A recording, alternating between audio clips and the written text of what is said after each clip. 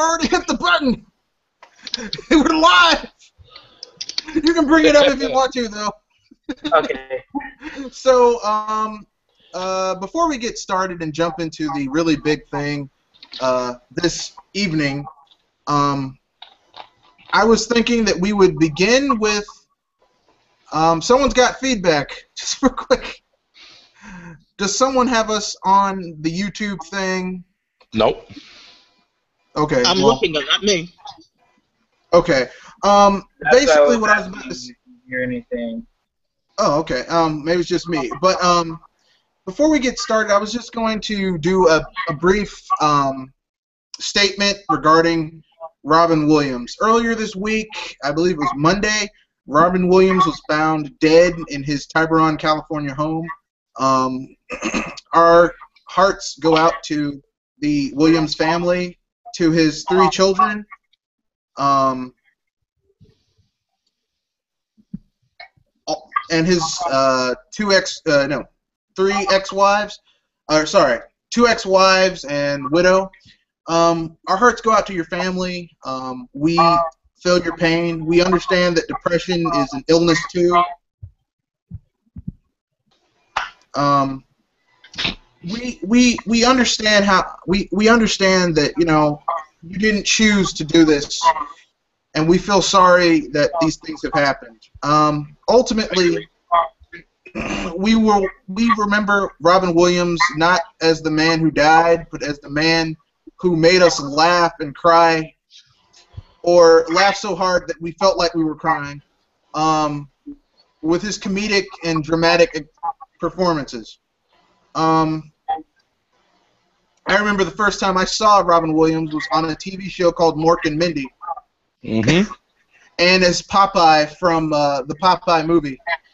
And later on, you know, I saw him in a lot of other things, serious roles. He's well known as being the genie from Aladdin, but he had other roles as well that he was very adept in. He wasn't just comedy. And like the Greeks always say, comedy and tragedy are interrelated and interlinked. And some of the best comedians on the planet have also dealt with some pretty tragic things. So, you know, remember that these people who make us laugh are also human and suffer from things, and sometimes that can be the source of their great comedic ability. Absolutely. Yes, I agree. Anything else? Anyone want to add anything? Let me add to this.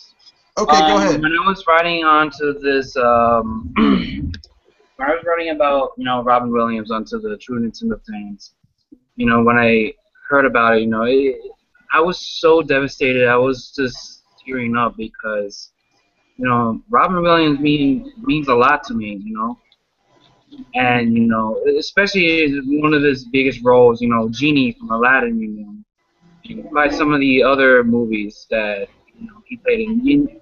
Even in the bad movies, you know, he was, you know, in a way enjoyable, like Patch Adams, you know. And I will never look at the European Zelda commercials the same way again, due to his death. But at the same time, to honor Robin Williams, my goal is to beat The Legend of Zelda: Skyward Sword, beat Wind Waker, and also buy Ocarina of Time 3D and try to beat that on my own. So, dedication. I like it. Yeah. Bravo. Bravo, Gilligan. You got it. Well, I mean, anyone else have anything to say before we move on to the primary topic and the other topics? I will say this real quick. I do feel sorry for Zelda Williams, who got pushed and harassed off of Twitter, and to the point where she wanted to shut down her account because she couldn't take the abuse from haters out there. Talking their mad, you know, BS. So I have mad respect for her family. My heart goes out to their family 100%, and everyone that, you know, is involved with their family and whatnot. But the fact that there's just cruel people out there that would, you know, do anything in their willpower just to tick somebody off on Twitter is just complete BS. So. Oh yeah. Speaking about that, I want to say this. I think I speak for all 4 of us here. Yep. When I say this, To those of you who wrote harassing and abusive things to this woman after her father died on Twitter and Facebook, I can say this sincerely from the bottom of my heart on behalf of all four of us here. Go fuck yourself. Thank you. Yeah. And do it hard, too. Do it really hard. I agree. Because that's some foul shit right there. You shouldn't do that. And I can say that. I mean, normally I don't tell that to people, but really, you do something like that after someone's parent has just died, you are scum. You're lower than scum. The only reason, you know, they have been treating her like crap because they think that, you know, if someone kills themselves, they're considered to be quote-unquote weak. And they think that depression is not really an illness. And it's something they can easily handle, which is complete, I'm sorry for my French, but complete and utter bullshit. It is, because they don't know how to respect her feelings, though. You know, how do you think she feels? Right? I mean, you know, like not just that. Her head. Not just that. This comes from people not having basic human concepts like empathy. Like, here's the thing. I don't care if your religion tells you, oh, well, if someone commits suicide, they go to hell. Look, listen, that's your personal belief. But guess what? This woman's father just died. There's a whole bunch of memories that this woman will not be able to have with her father. She's 25 years old. Her father's not going to walk her down the aisle. Her father's not going to be able to, you know, play with his grandkids. There's all these memories that will not be made that are gone because her father's dead. And what you're supposed to say when that happens is, my condolences to you. I'm sorry that this happened. If there's anything you need, don't hesitate to call. Or, you know, our condolences go out to you. This is a tribute to your father. Honestly, if I would have met Zelda Williams in person, I would give her the biggest hug. Yeah. Ever. Agreed. And also, I was thinking about like giving her a gift in tribute to Robin Williams as well. You know? Hell, I was thinking about if I ever get the case of Ocarina of Time 3D, I'll give the case, and I'll sign in, you know, whatever to Zelda Williams in honor of Robin Williams. Yeah. I'm just saying. The people who did that, you need to eat feces and die. Like, if you could do that for us, you would do the world so much a big favor. Because people like you, like, I hear people say, because, you know, I deal with a lot of people who are really brainy and really into experimental stuff like that. And they say, well, why haven't aliens visited us? I'm like, look, listen. If you came to a planet where people did foul shit like that to someone who's going through emotional turmoil, would you want to land on that planet? Would you want to interact with those people? I'd be like, this is the asshole of the universe. These people are garbage. Why would I want to land on this planet? It makes me feel dirty just looking at these people. I wouldn't want to be there. Agreed. So, yeah. I mean, people like you are bringing the rest of us down. So do us all a favor and go away. Okay. We're trying to enlighten ourselves. You're bringing us down. We don't need dead weight dragging us down. So, you know, to get off that topic so we can move on to the... I just have one little thing to say. Okay, go ahead. In part of Robin Williams' connection with the whole video game as a hobby, all gamers, and I mean everyone, even the ones who are not a fan of a Zelda game, should actually feel grief for this man who actually has a connection, who actually respect. My God, people, he actually gave her daughter name from a video game franchise. Exactly. Mm-hmm. Funny story. Her older brother, when she was born, his dad was in the hospital room. He's like, "What should we name her?" And her brother was like, "Zelda had just come." He's like, "Let's call her Zelda." And he's like, "Yeah, that sounds like a good name." So either she's named after the Zelda character, or she's named after F. Scott Fitzgerald's wife, Zelda. Either way, it's a great name. Yeah. But now to leave this note while we're on a brighter note while we're laughing, and move on to the main topic, because that's a downer. And we're here to have the catharsis of getting the BS off of our chest so it no longer bothers us. So let's jump right into it, Mr. Triplemmm. Yes. Ladies and gentlemen, I would call this, or more like Mr. Fox called this, the bread butter of this topic. Remakes of Remake, of the Remake, Curse of the 8th Gen. Now, I will be frank.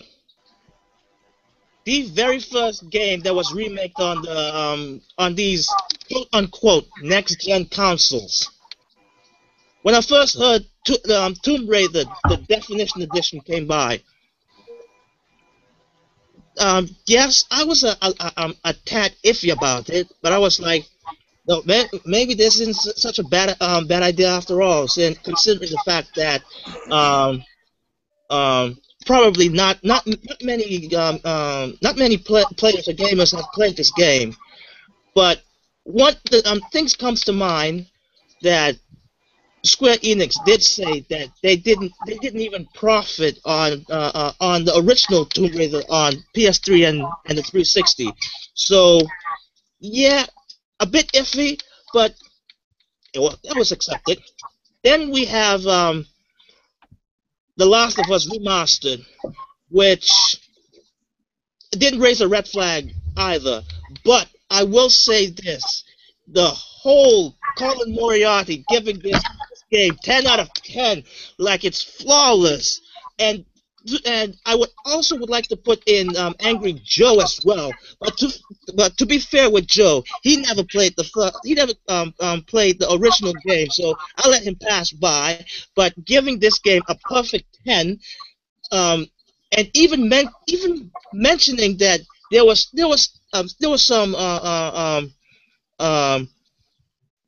some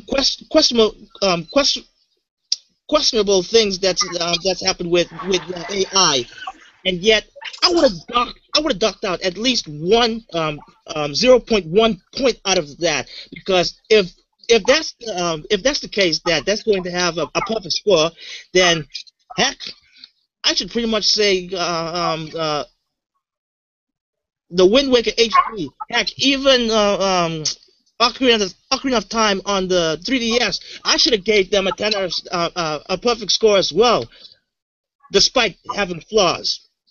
But yeah, since we've been beating a dead horse on this, I'll let that one go. Then we have Injustice: God Among Us, the Ultimate Edition, which I was starting to get. The red flag was actually crimping up after this. We got three remastered games, and really quick, like it's almost to the point of saying Succession. But again,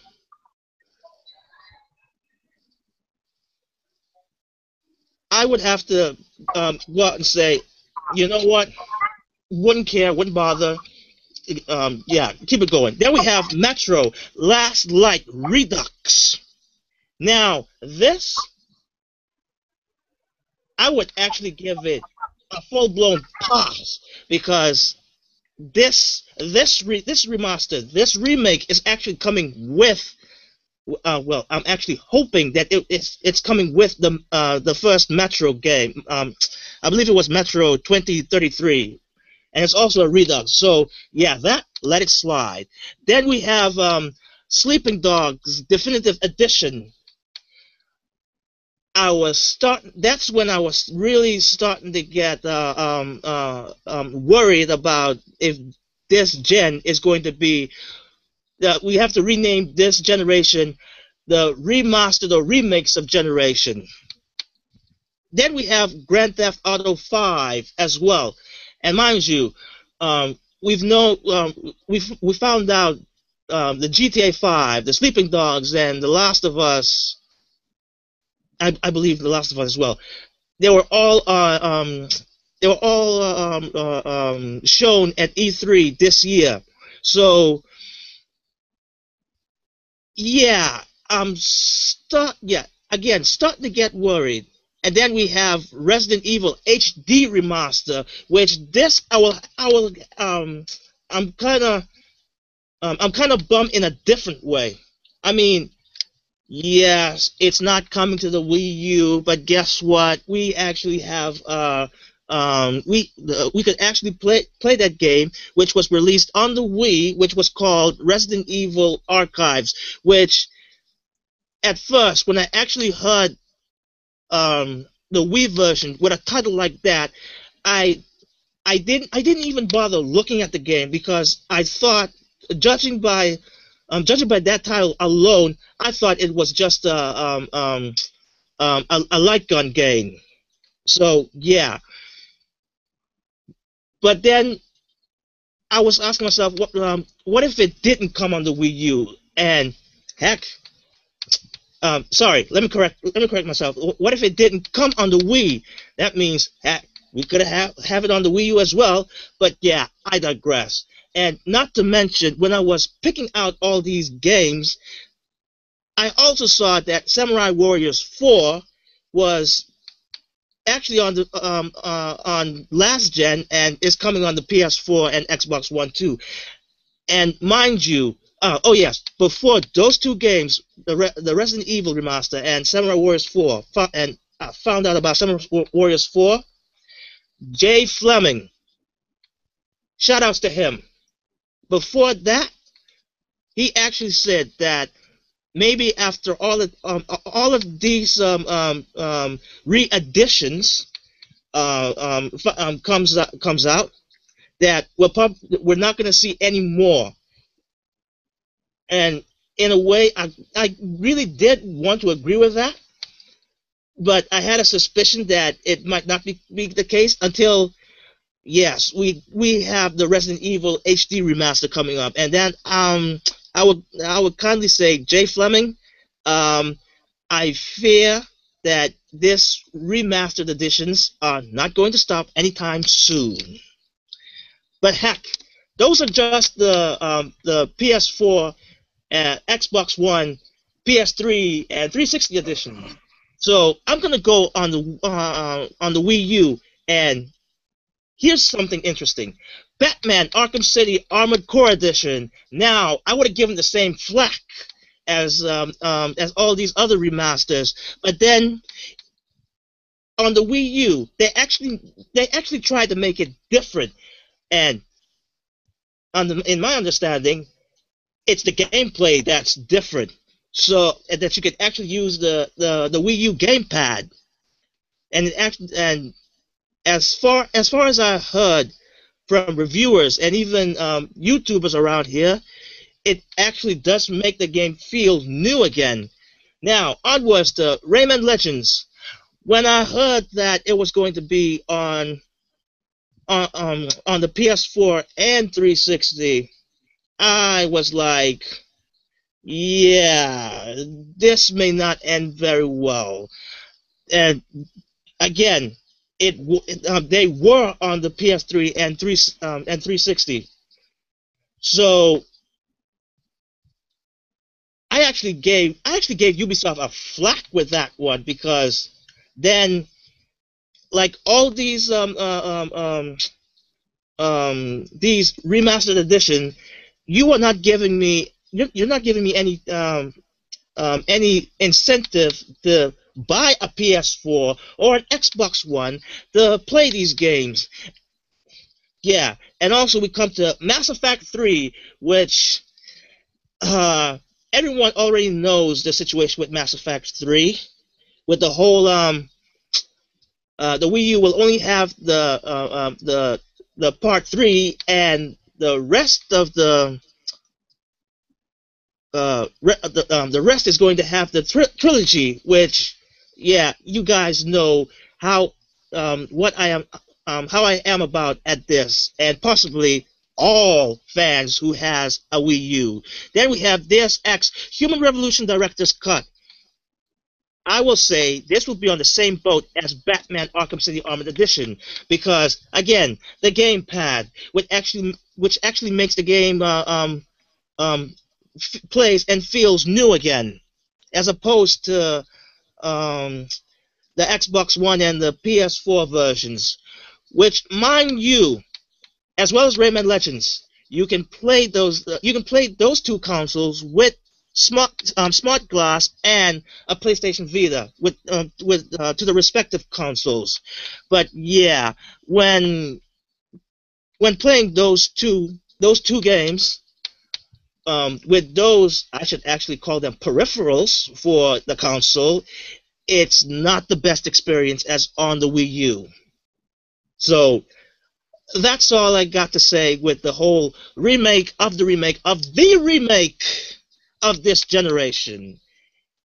Anyone else can climb on with their thoughts on this. Wow, that's a lot of remakes.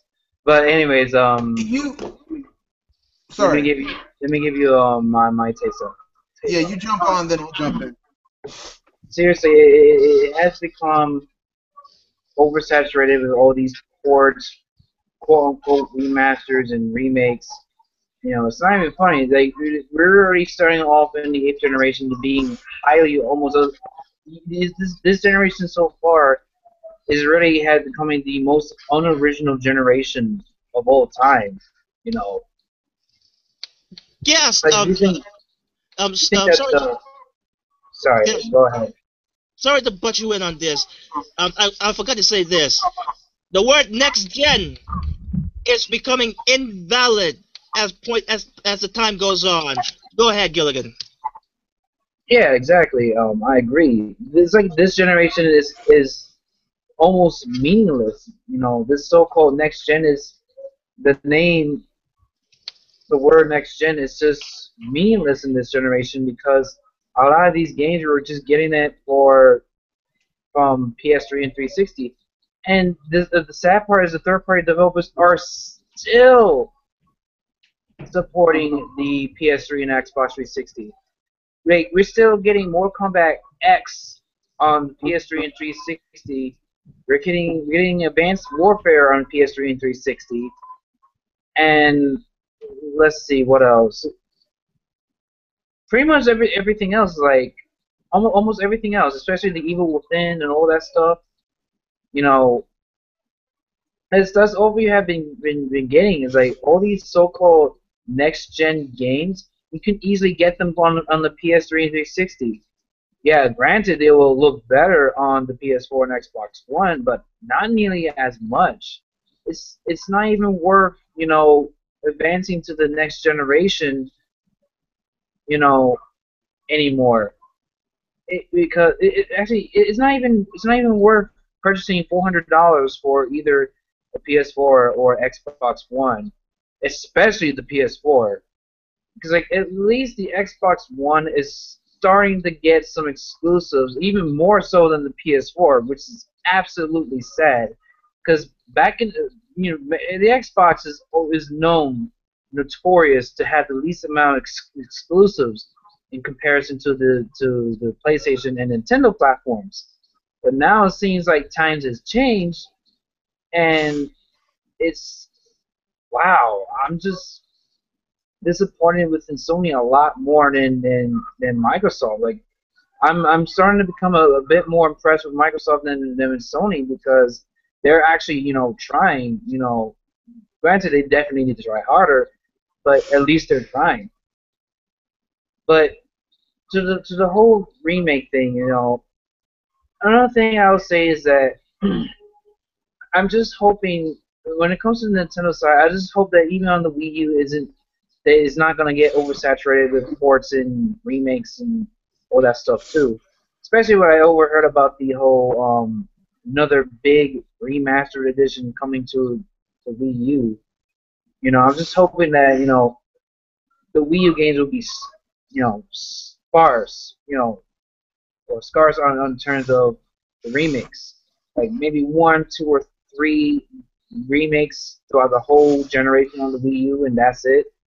And everything else is just original games after original game after original game. That's why so far the Wii U is the most appealing system. Haters be damned. The Wii U is, the most appealing console of all time because it has the most original content in comparison to the competition. Even the games that came out last year, like Mario 3D World, Game & Wario, you know, and also recently, like earlier this year, like Donkey Kong Country Tropical Freeze and Mario Kart 8, you know, and also the wonderful 101. You know, those are highly new, highly original games that are just not really ports at all.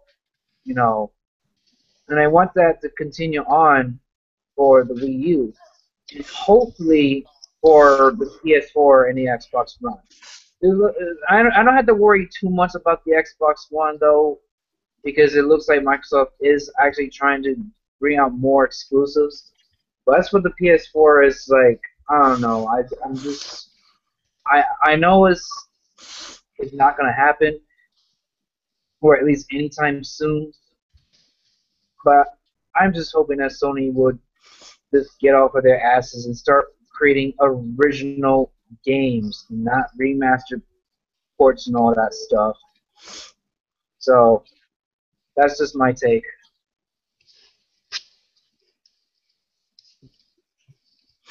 Well, I guess I'll jump in on this real quick. The thing that bothers me about all of this is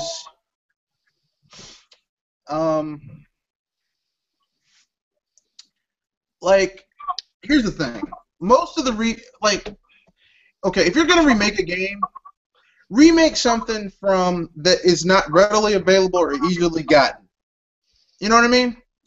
Like, okay, if they decided to make a remake of a game from the 6th or 5th gen, okay, I mean, the 5th gen for Nintendo was cartridges, so it's hard to get your hands on cartridges nowadays. But I mean, a lot of people still have their Xbox 360s. A lot of people have their PS3s. A lot of people, and they're keeping them because the current gen consoles aren't backwards compatible. So why would you remake something from like literally just a few years ago? That I mean, it's like you're cheating people out of their money, you know, to me. That's exactly my point, basically. You know, there's just the reason why, especially with Sony's doing it, because you know the fact that most of the people who used to play on the Xbox 360 now owns a PS4 are just taking that advantage. You know, it's like as much as good for Sony, that's bad for the system in general because it just seems that basically PS4 is just winning out of just simply hype and basically out of the people that just migrated from the Xbox 360 to the PS4. Well, they've been doing that for years, though. I mean, that's basically what's been selling the PS4 is a lot of hype. You know, greatness awaits and waits and waits and waits. You know, greatness been waiting for quite some time. See, the thing that bothers me is this. You know, like the reason. Hey Sorry. man, the reason I get a new system is because I'm looking forward to the new stuff that's coming out. You know what I mean? Like I got a Wii U because I was like, man, I'm gonna get the next generation Zelda. I'm gonna get the next generation Mario. I'm gonna get the next generation you know, Nintendo RPGs. I'm gonna get the next generation Smash Bros. And other, you know, really good first, second, third-party exclusives, and you know, the occasional third-party multi-plat. I mean, and that's pretty much the way it's jumping down. But I mean, I don't get a new console so that I can play the same shit I was playing last year on my old consoles. That bothers me. I may have a solution for that if I were to be so blunt to think outside the box for a moment with you guys. But I was thinking of this while I was waiting for the superintendent to leave my apartment. One of the things that I noticed, I think one of the foundations as to why a lot of these developers are coming out with re-releases of their games, definitive editions, or remastered, however the hell you want to look at it. I think a lot of developers that are working on bigger titles, you know, are taking their more longer time in development to come out with. Because if you look at last generation, so many games got, you know, rapid out of the door, whatever you want to call it, broken products, games that flopped beyond belief because they were like in development for like a year or two at most. Too much crap came out last gen that, you know, a lot of developers lost so much money on. I think a lot of developers are somewhat, in the sense, scared of that aspect of releasing, you know, an inferior product, that kind of stuff. But what all that means to me, as far as the whole entire ports of last gen games or whatever the case may be, is it's sort of like that tie-in, right? Like in the sense of like you know, with games like for Square Enix to release Sleeping Dogs, the definitive edition. I guess in a way, to them, I guess in their eyes, like people are like, you know, people want like, you know, Kingdom Hearts 3 and Final Fantasy 15 and everything else like that. But those games are probably like a year or two away from ever releasing. So with them going off and actually re-releasing or remastering these games and then calling and coming out like definitive edition, it's just another way of them releasing a Game of the Year edition. Even though Sleeping Dogs, I don't think ever got a Game of the Year edition. I don't think. Never did. So instead of just slapping on Game of the Year, they just put, oh, here we go. Well, here's what we're gonna do. We're gonna up the resolution, up the graphics a bit, put anti-aliasing on there, wherever the PS4 can render out and shit like that. Put all the DLC in there, and then call it the definitive edition. This will tie people over while they're waiting for, you know, Kingdom Hearts 3 and everyone. I know it's a very lame excuse, and believe me, I don't blame you for disagreeing. I obviously get that. I'm looking at it from a developer standpoint. Why a lot of these developers are re-releasing these games, because like Naughty Dog, right? They know everybody wants Uncharted 4. Probably not going to come out probably until either the end of 2015 or beyond that. It really depends.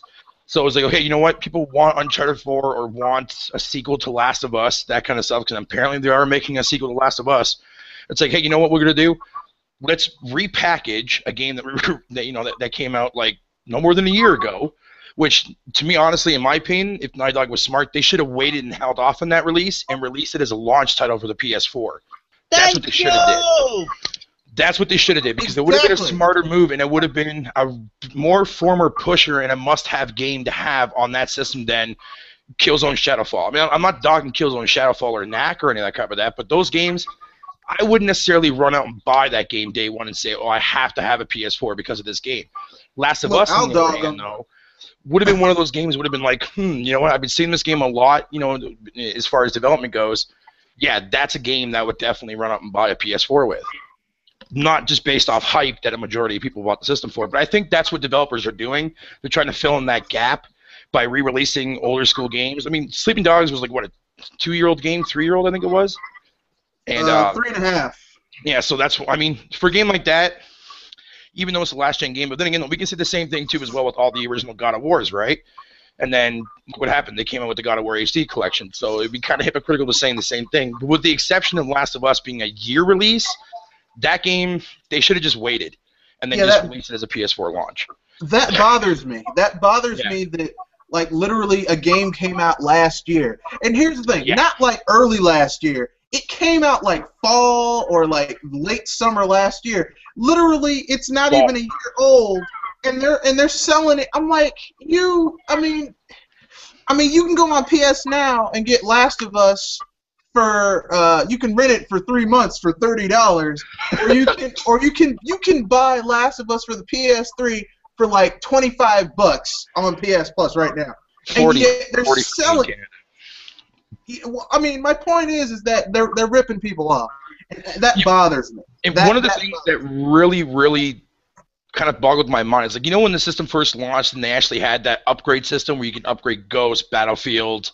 I think there was like 2 other games that launched with the PS4 that you could upgrade to the PS4 version. You guys remember that? Oh yes, like Final Fantasy had the same thing. Like Final Fantasy Realm Reborn also had that, like, that upgrade thing from Square Enix. You can upgrade it for like $10 more. I think it was something along the lines of that.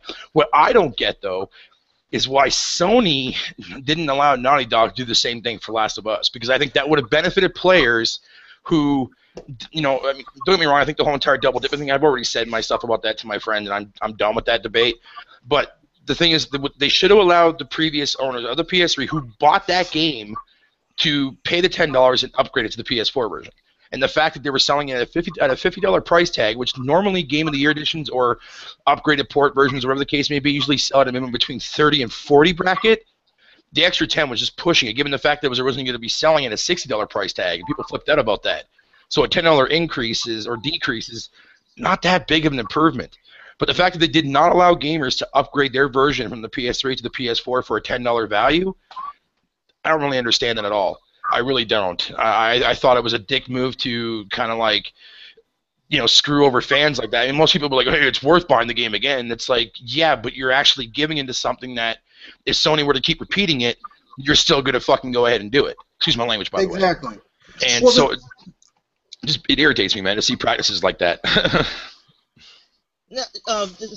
When you speak about it like that, Mr. Hugger, you know, this is kind of a strict comparison to how Nintendo does with the Wii. In its last year, there was basically no games was coming out, and people really gave Nintendo flack for that. Even though there was some few games that was coming out, but yeah, apparently it wasn't enough. But I couldn't understand why people couldn't get in their head that maybe Nintendo was preparing those games for the Wii U, and especially it was the case with Pikmin 3. Exactly, yeah. Pikmin 3 was supposed to be a Wii game, but then it got developed for the Wii U instead. Which to me was a fantastic move because, I mean, a lot of people don't look at Pikmin 3 as being a system seller, and I can somewhat understand, but that game is just so damn good. Yes, it is. You know, so, but it's definitely an underrated game in my opinion. That's definitely for sure. Same goes with like Wonderful 101. I would have ran out and bought Wonderful 101 and that system day one if I had the money to afford it at the time. Because that would have been a game that would have sold me for sure. Because the way it looks like something I've never seen before, and that's what pulled me into it. I was like, oh my god, this looks freaking brand new. I want this. But yet it got well under the table. It barely even sold any units. But now that I own it, that game is going to be getting so much praise on my channel. So much praise on my channel because that game deserves to be bought and then played. I wanted to go back to the Resident Evil HD remaster. I just had a thought. Okay, we have the original remake on the GameCube. Yep. And yet you can actually play that on the Wii. But then I'm not sure why Capcom re-released the archive edition for the Wii. I'm like, they could have just waited because basically you could play the GameCube version on your Wii. And I think there's one small reason why they did that, because Capcom saw the whole entire trend that Nintendo was doing with the new play controls. Because you think about it too as well, because Nintendo did the same thing, right? I mean, they released a couple games from the GameCube from the previous generation as new play controls. Like Pikmin 2 had it. Yes. I forget what the other ones were. Mario Tennis, yeah. So I think Capcom was just somewhat following in that kind of trend because they did do the same thing for Resident Evil 0 as well. Although the motion controls for Resident Evil and Resident Evil 0 for the Wii was don't play it that way. Use a controller. It doesn't work too well. But again, but ouch. If I had to say something real quick as far as people upset about the Wii U version of the Resident Evil remake not coming to the Wii U, we don't know that for 100% guaranteed fact. Because they didn't announce the actual system when they talked about it or revealed the game, just like what Call of Duty does. What's to say that Nintendo can easily pull off like a third-party Nintendo Pacific Direct in like the middle of September, right? And then say, hey, you know what, Call of Duty gets announced, Resident Evil gets announced, and that kind of stuff. But even if Resident Evil, just for the record, if Resident Evil does not see the light of day on the Wii U, I'm not going to care, only because I could still play it on the Wii U itself with the Wii version that I already own, or that I'm playing up again. So I don't care about the HD resolution or the way it looks. I mean, I saw the screenshots for the HD reversion. The black looks absolutely terrible in that game. It looks all crushed. It makes the game look worse than what it already is. So I'll stick with the actual Wii version over the actual HD one any day of the week. However, a lot of people who never owned a GameCube or flat out refused to buy a Wii last generation, they'll not have the chance to experience a game that we all loved for those two exclusive generations. And yet now they have a legitimate reason to buy the archive remake just to play on the Wii U. Yeah. Yeah, I'm planning on buying it again, even though I played the heck out of the original one on the GameCube. But I still love that remake. But this is a way for Capcom to somewhat come back and say, hey, you know what? Yeah, we kind of messed up Resident Evil 5. We definitely messed up Resident Evil 6 for our fans. We'll go ahead and we'll do this in conjunction for them, just to try to get some leeway or some of our fan base back in progress. The thing is, I would normally agree with you, except for one thing: the people who made Resident Evil are gone. If you want Resident Evil to be like it was, I mean, it's kind of like when people say, "I want my old SquareSoft back." Those people are gone. They're gone. Yeah. People who make those or even worse.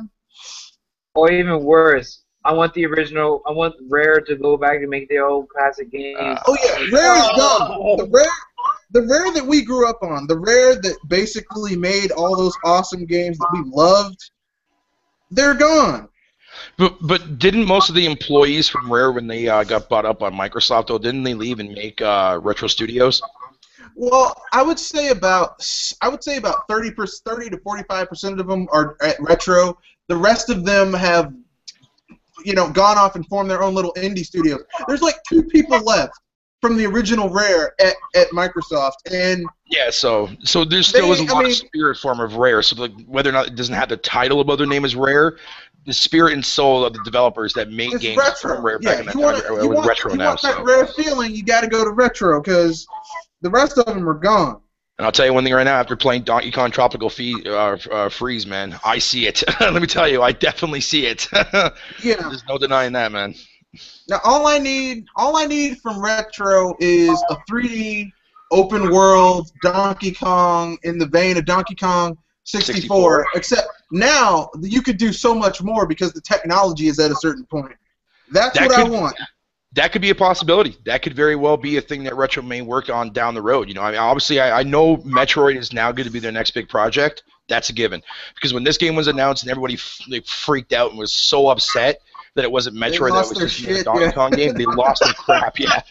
And so Retro has to make up for that. So I think what they're going to do is I think they are going to make either a new Metroid Prime game, or they're just going to make a brand new Metroid game just general-wise. But I think if Retro was smart, what they should do is get Nintendo to re-release the Metroid Prime trilogy for a limited time again, and just for people that missed out on it and didn't buy it, and just make it either a GameStop exclusive kind of deal, or sort of like what they did with GameStop buying out or buying Xenoblade to get Xenoblade exclusively to EB Games, that kind of stuff, or GameStop. I think Retro should do that again, just to pay homage to the actual Metroid fan base out there who never got around to playing the Metroid trilogy. And like myself, I can't find that game anywhere, and I refuse to pay like $500 for it on eBay. But you get the idea where I'm going with that. The same goes with Xenoblade. I think Xenoblade should do the same thing for when Xenoblade X getting ready to come out. Re-release the Wii version, but like make it like a known thing and keep publishing it out there for people that missed out and didn't have an opportunity to play it. Yeah, I was off topic, but whatever. Yeah, I would agree with you. Can I add? Let's see. Oh man. Lost your train of thought? Yeah. Oh man. I'll get back to you. Okay. No, it's not. I'll be frank with you. Actually, I would not want to see it at GameStop. Make it downloadable. Add it to the reimagined line. Make it downloadable on the console for like $30. Because and basically cut out GameStop. Just because GameStop, they're going to charge you an arm and a leg for a brand new used game. Whereas if Nintendo made it downloadable, the profits all go into Nintendo. Because here's the thing. If there's any company that I don't mind giving money to, it's Nintendo, because I know I'm going to get a quality product more often than not. Absolutely. Oh, yes. Hell yes. Absolutely. Oh, okay. Now I remember. It's about the whole E3 thing. Okay, the E3 reveal. You know what's funny? Of all this talk, when people are talking about the Retro Studios is going to reveal their next game on E3 2013, right? The Direct. I came to myself after playing Donkey Kong Country Returns on the 3DS. I was saying to myself, you know what? I hope. I actually even posted on Miiverse. Like, am I the only one who actually wants to see a sequel to Donkey Kong Country Returns? And a lot of people liked it too. They aired my posts. Not a lot of them, but think like almost 10 people yeah it. And lo and behold, they reviewed a Donkey Kong Country Returns sequel called Tropical Freeze. Now, I'll be frank with you. I was one of those people who was like, look, it's not that I dislike Donkey Kong Tropical Freeze, but I want Metroid Prime. I want a Metroid Prime, a 3D first-person Metroid Prime-esque game on the Wii U more. But I got Donkey Kong Country Tropical Freeze. I got it anyway, and it's a damn good game. Okay. Yeah, it is. I'm really enjoying it. Damn. And for people who were like, oh. Like, I had an argument with someone on some forum, and they were like, this game is not better than Rayman Legends. I'm like, are you on crack? Here's the thing. Let me tell you about that. I love Rayman Legends, right? However, Donkey Kong Tropical Freeze just simply is much better. It's a better made game. It is. Yeah, you can argue that the art direction for Rayman Legends is far superior to Tropical Freeze, but the overall gameplay of Tropical Freeze is just a huge improvement. It actually did more to improve the game than Rayman Legends, if you think about it. It's just a better made game. It's just here's the thing. Rayman Legends is basically Rayman Origins more refined. Okay? Yeah. Yeah, that's exactly. what it is. It's Rayman Origins more refined. Like, they got rid of the stuff that people didn't like. They refine the music level so that it actually is more smooth, more intuitive. But I mean, it's basically Rayman Origins refined. But Donkey Kong Country Tropical Freeze is basically Donkey Kong is Donkey Kong Returns on steroids. Yeah, and the difficulty for Donkey Kong also is a huge thing for me too, because that was something that, one of the main reasons why I bought it, because I've been looking for a challenging game to really, like a difficulty platforming game to really play, and Donkey Kong delivers that to me, right, 100% all the way through. And I heard some people, they were like, "Well, it's too hard. It's too hard." I'm like, you obviously did not play the original Donkey Kong Country, because that was a one-hit kill. Like, one hit and you lost your monkey. Now, I will say this much: my one thing that kind of pet peeve with Donkey Kong Tropical Freeze was that you couldn't switch your characters. Like, you were stuck with Donkey Kong as a partner. Now, if they make a Donkey Kong Country Returns or whatever 3, I want to be able to switch characters. If I want to play as Diddy, I want to play as Dixie, I want to play as Cranky. Okay. Well, one of the things is, like, from what I understand, let me tell you this question, Red Fox. You mean like swapping characters on the fly? Yeah, like they did in the original Donkey Kong Country. Oh, that. Well, yeah, I want to. If you play 100% the game, you can go back and replay the game with any character you want. There we go.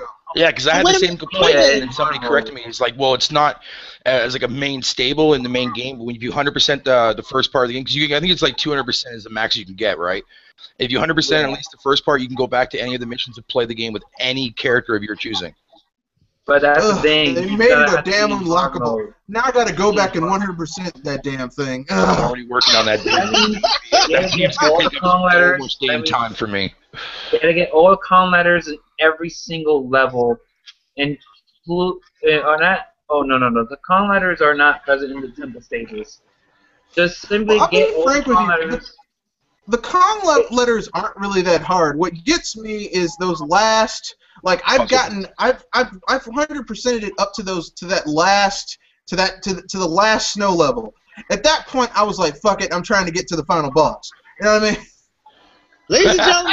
Ladies and gentlemen, again, forgive me, but I have to bring this up. This is what we call an achievement system, and actually being rewarded to it.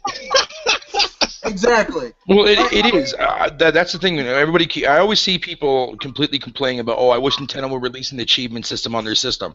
They don't have an achievement system. Yeah, it's built into the game. Fucking achievements. Yeah, you it's beat built the into game, man. You beat the game. Like, I remember in Donkey Kong Country 2, which is Donkey Kong Country 2, one of the best platformers of all time. Absolutely. One of the best, okay? Donkey Kong Country 2, if you beat the game, like, once you beat the game, if you didn't find everything, you go to Cranky Kong's museum, he's got Link, Samus, Mario. He's like, you only got 13%. You don't even deserve to be on one of these pedestals. If you get everything in that game, you get to displace Mario off of his pedestal, and you get 100%.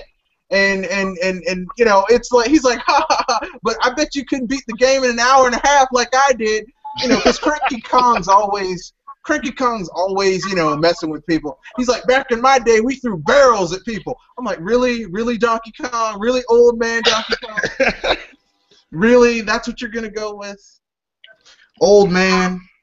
That's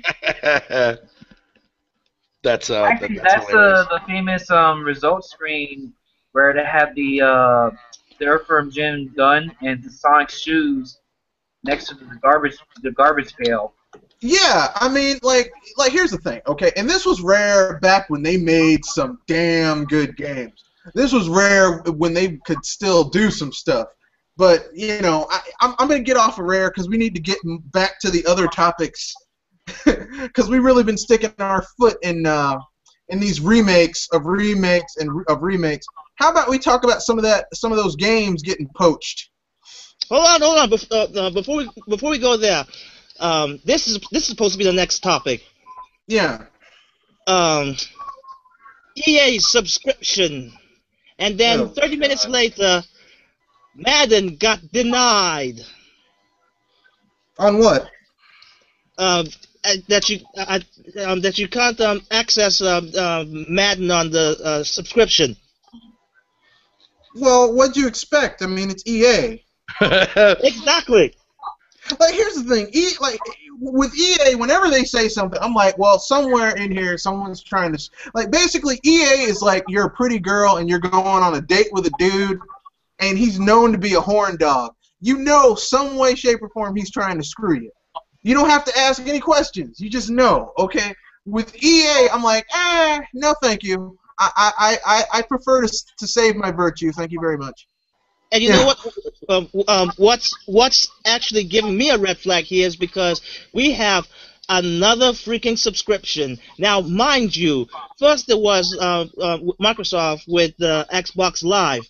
Didn't mind. That was just one. Now that the PS4 is out, it's also doing some sort of subscription. That's 2 consoles already. Now, in a way, when I saw before even the Wii U was announced, I really thought that, you know what, possibly Sony and Nintendo will do the same thing that Microsoft is doing with Xbox Live, putting subscriptions on the console itself. But I was actually surprised that Nintendo did not do that on the Wii U.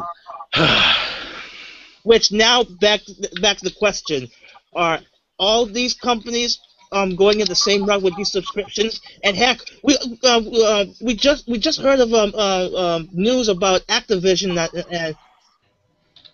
no, not Ubisoft. Let me just say, Activision is going through this route as well. If this is successful.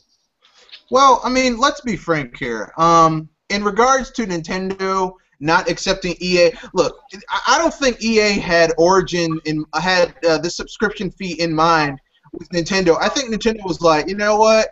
We don't want your Origin bullshit on our virtual console. We don't want it because basically it's going to be a backdoor so that you can screw over our customers. Because Nintendo knows that EA loves to screw over their customers. I don't mean Nintendo customers. I mean EA likes to screw over their own customers. Because anytime you release the same game over and over and over again with roster updates year in, year out for $60 since like 2000, well... And you would think 2002. You know what's sad too, Red Fox?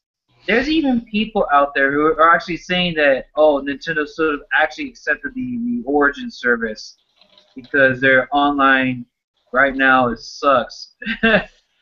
You know what? That has got to be the most bullshit thing I've ever heard. Well, Here's what I'm gonna say. Uh,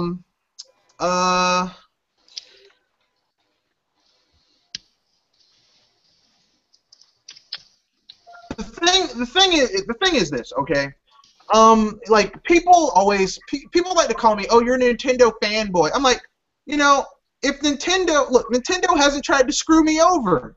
Of all the companies, of all of the big three, I mean, even when Sega was around, Sega didn't try and screw me over. I mean, except with all the add-ons, but you know, you didn't have to buy the add-on if you didn't want to. Sega didn't try and screw me over. Nintendo didn't try and screw me over. Sony's tried to screw me over. Microsoft, hell, look, anyone who bought Xbox Gold membership, that was Microsoft screwing you over. Okay. Yes, it was. Okay, so basically, I mean, Sony's tried to screw me over.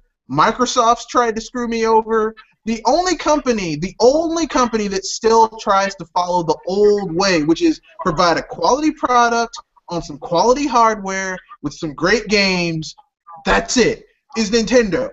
Because Sony ain't doing it. Sony's like, oh, you wanna spend $60 on a game that really should be like 40 or 30? Sure, here. And Microsoft's like, hey, we have all these features, but you have to pay $15 a month or $60 a year to access them. Come on in. I mean, they've changed that a little bit, but that's for 2 console generations. That's what Xbox had. And the only reason they stopped it now was because they do not want to get railroaded by Sony. But unless they start coming out with some high-quality, first-party exclusive content, and Microsoft, when I say exclusive, I don't mean exclusive for 6 months or 3 months or a year. When I say exclusive, I mean made by a studio in-house. And it will never, ever, ever, ever, ever, ever, like that song, forever, never, never, never, never, never, never, will it be on another console. Like, okay, the best version of Soul Calibur 2, you know, the one with Link in it, will never be on another console. Ever. Ever. Only on a GameCube console. The best version... Or unless it's going to be pirated. Well, I don't even think you could pirate it on another console, is my point. I mean, because who would go through all that trouble to hack a GameCube disc, rip it, patch it so that Link is on it or Link is in another game? I mean, who would do all that? That's kind of stupid, if you ask me, but a waste of time. But what I was saying is that, you know, if they don't like it, you know, forget them. No, look, listen. You know, look. That's why I'm really like Nintendo. I'm gonna be broke, not because I'm buying an Xbox One or a PS4 this winter or into next year, but because I mean Nintendo's gonna have my money. I mean, between Amiibos and all these damn games, I mean, damn. Damn, Iwata, damn, shit. Definitely agree with you 100% on that one. Apparently somebody in your comment section doesn't like me all too well. I will say this. Especially this November, oh my god, Captain Toad, or at least for America. Captain Toad in America, let's see, Pokemon Omega Ruby, Alpha Sapphire, and also Smash Brothers. Yeah, and listen. When Smash Brothers comes out, I mean, I'm gonna have to force myself to make this podcast. Okay, like I'm gonna have to be like, and I'm gonna have like a whole section just devoted to Smash Brothers. I'm gonna be like, well, I gotta talk about Smash Bros. Because it's Smash Bros. Now, of course, we're gonna have. And I'll be one of the few that will actually be looking at this out from the outside perspective, since, yeah, I am out of luck with in my position. So yeah. Yeah, you're waiting to get your Wii U. But the thing that bothers me though, is that, you know, they've got so much awesome stuff.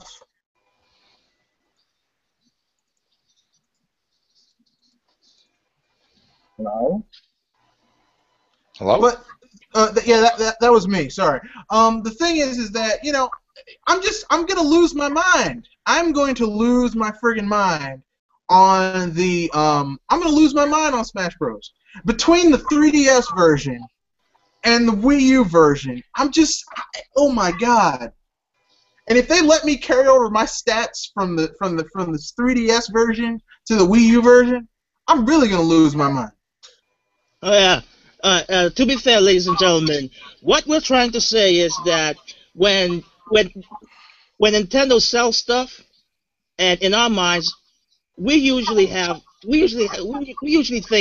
it's the gameplay, and Nintendo delivers on that. Absolutely. Oh, and Yeah, it's quality. Yeah, it's quality. And Yes, Bear yes. About that person that's ragging you on the comment, I can back you up on that one because I noticed that you were the kind of person that was not prepared for Zaire. Actually, the funny thing is, it's funny how you mentioned that because I was actually planning on making a video related to the whole entire debacle, debate, or discussion, rather, whatever you want to call it. But the thing is, that's what he wanted me to do. And as soon as, like, when I got into the actual podcast, the hangout with him, whatever you want to call it, he was very cool, very polite kind of guy. And then as soon as he did his intro, after I got introduced to his thing, whatever you want to call it, I knew what he was going to try to do. He called me out because he thought I was only a Wii U owner, and that was it. That I wasn't going to buy any other consoles on the market. And it's funny because when you hear me in the video when I stated that, oh yes, I'm planning on buying a PS4 and an Xbox later on down the line, I said, due to budget reasons, I had a hard time even getting the Wii U as of now. So I said later on when the price drops for those two other consoles, I'm planning on getting them. Then he changed his whole entire tone around because he thought I was just mainly a Nintendo fanboy, even though I am one at heart, but I'm not that kind of a Nintendo fanboy. And the funny thing is, like, I've heard Zaire in previous debates before. I know what he's like. He cuts people off all the time, and he tends to do a lot of, like, oh, no, you're wrong, or if you come up with like, any form of theories or any of that kind of. That's why I barely said anything in that podcast, because I knew that no matter what I threw at him, he would just find some shenanigan to try to tone it down or try to say, no, it's bullshit, or whatever. Like my whole entire theory about Destiny, right? And, because he automatically shut that down and said, "Oh, Nintendo won't do it because it's online only." And I was like, "Well, that didn't stop, Monster Quest 10 from being an online only game with a single player element attached to it, just like Destiny's doing, and whatever you want to call it." But yeah, he didn't really rebuttal and say anything against that. But the fact that, like, what the guy said in the comment section is exactly what everybody wanted me to do, and exactly what he himself, Next Gen 720, wanted me to do. He called me out. He thought I was going to go ahead and get all defensive over the stuff that he was saying. He wanted to he was trying to rile me up, trying to get me to go off and just make hate videos towards him, whatever you want to call it, and everything else like that, because that's how a lot of these YouTubers like to get views on their channels. And I, for one, don't play that game. I don't care. But I mean, at the same time, he called me out. So I have, I'm not going to sit there and be a dick about it. I'm going to show my respect because that's who I am as a person. Of course. The fact that, what's that? Sorry. Yeah, of course. You actually showed respect. Well, he did not, and I find that very. But it's like it's like I said though. At the end of the day, you know what I mean. I knew what he was doing. He was trying to do everything in his willpower to tell me that this is the reason why it's not a next gen system, whatever you want to call it. And it's like, look, man, at the end of the day, everything he was saying is all based on what he himself, as an individual human being, as a gamer, is entitled to his own opinion. Everyone's entitled to their own opinion, to what they like and whatever you want to call it. I already know that the Wii U is a next-gen console. Only an idiot would think otherwise. And he already basically described himself that perfectly clear in his video, and I didn't have to do anything for him in order to justify that period. Plus, I'm not a person to go out of my way to heavily defend something that I already know that's already the answer is already there. People already know that it's a next-gen console. People just need to deal with that shit. It's the same thing with the Wii. The same crap happened with the Wii, right? Everybody sat there and said that, oh, the Wii is not a next-gen console, whatever you want to call it, and stuff like that. And, people were still, the whole entire fact that it was in first place the entire generation, that didn't even matter. That didn't mean anything to anybody. But now that Sony's on top, it means the world, right? That kind of stuff. And, well, let's be frank here. Sony's on top. They're still losing money. Mm-hmm. Mm-hmm. Microsoft hasn't made a dime on their Xbox division for 13 years. No. Nintendo was in third place in the 6th generation with the GameCube. tied. Well, second, third place tied with Microsoft. They were in first place in the 7th generation, and now that the Wii U, they finally got the Wii U profitable. They're making money on that. They're making money on their hardware. They're making money on their software. Where they're losing money is that on the horizon. That's another set of money they're going to be making too as well. They're putting money into future growth. As a matter of fact, Sony's laying off people. Microsoft's laying off people. The only video game company that's hiring right now is Nintendo. So even though they had to take that, they had to cut down a lot of salary pays, but a lot of people were willing to to allow that, yeah, right? Which I'm sure will eventually be back to normal again. Iwata took a 50% pay cut. Iwata, which must have hurt Iwata, because Iwata isn't like these asshole Western CEOs that are making like $30 million a year, $100 million a year plus stock options. This dude makes a normal fucking salary. Like he takes the 50% cut. That shit hurts. Yep. Yeah. I was like, damn, Iwata. Like Miyamoto took like a 30% pay cut. I'm like, damn, son, the father of Mario. Damn, shit.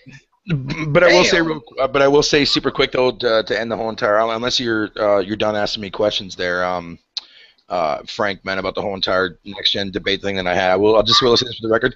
What the guy said in the comment section for this video that we're in right now, yeah, like he's right in the sense that I just basically sat there and just whatever you want to call it. But at the same time, if you know who Zaire is and what he does when he does debates, you can see plenty of debates from this guy from other people.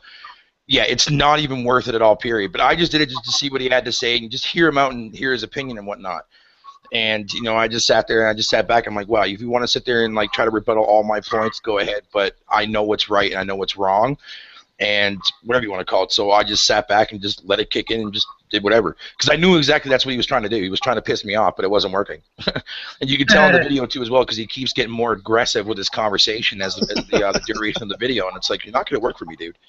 I know you're kind, dude. I know you're kind too well when it comes to YouTube, and I'm not going to sit there and do whatever. Look what happened. He was nice enough, and I got a whole bunch of freaking new subs, whatever you want to call it, which is more than awesome.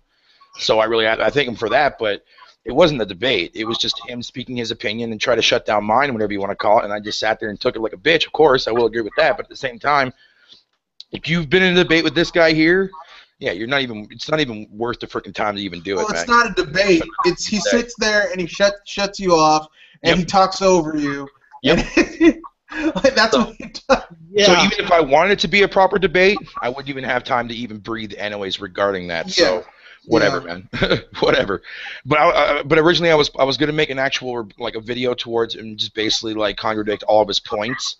You know what I mean? And I mentioned this a couple times in a previous podcast that I did, on my channel. I think it was like last week, when you started bringing up features and stuff like that for the PS4, how it can't do like on the Wii, whatever you want to call it. It's like, I don't care if it can do Twitch streaming.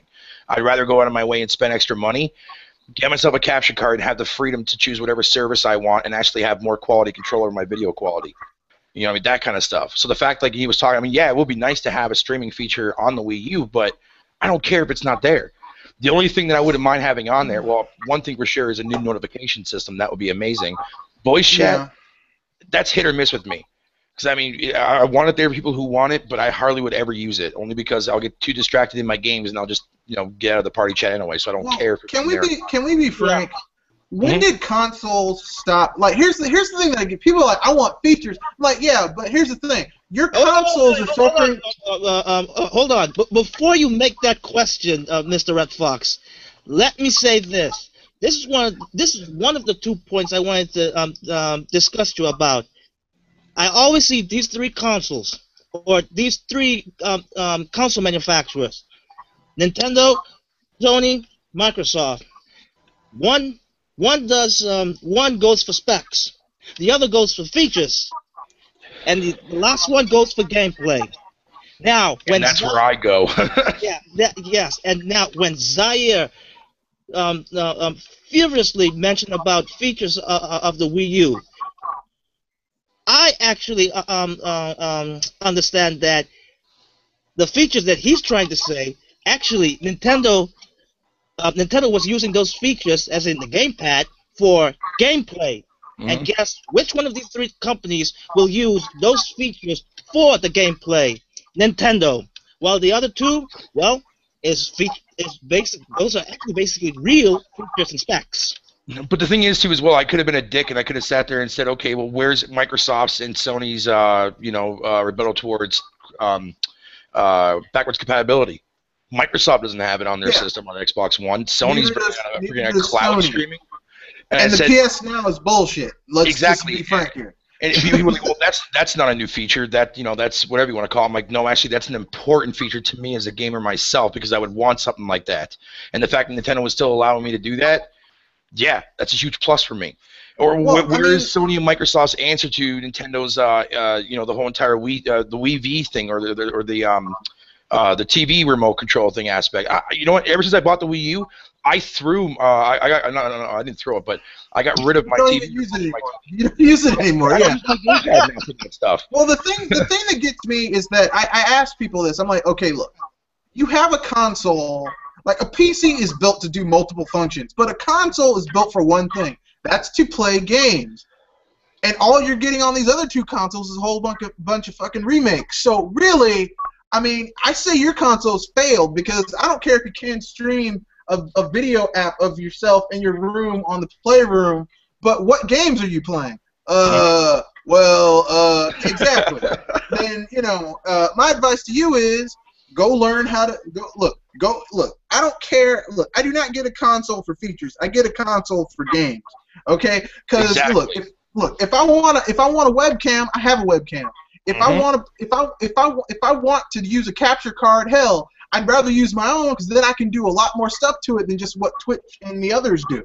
Okay? Thank you. So, I mean, really, it comes down to games. And, look, if you don't have any high-quality games on your console, I mean, damn, I feel bad for you, son.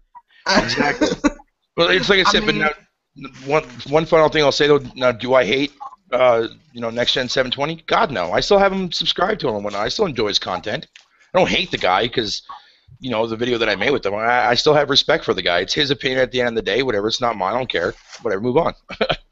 Yeah, that's where I'm going to end that conversation. Anyway, but that's just all I'm saying. It's like I get a console, like, okay, I got a Sega Genesis so I could play Sega Genesis games. I didn't get it because for blast processing.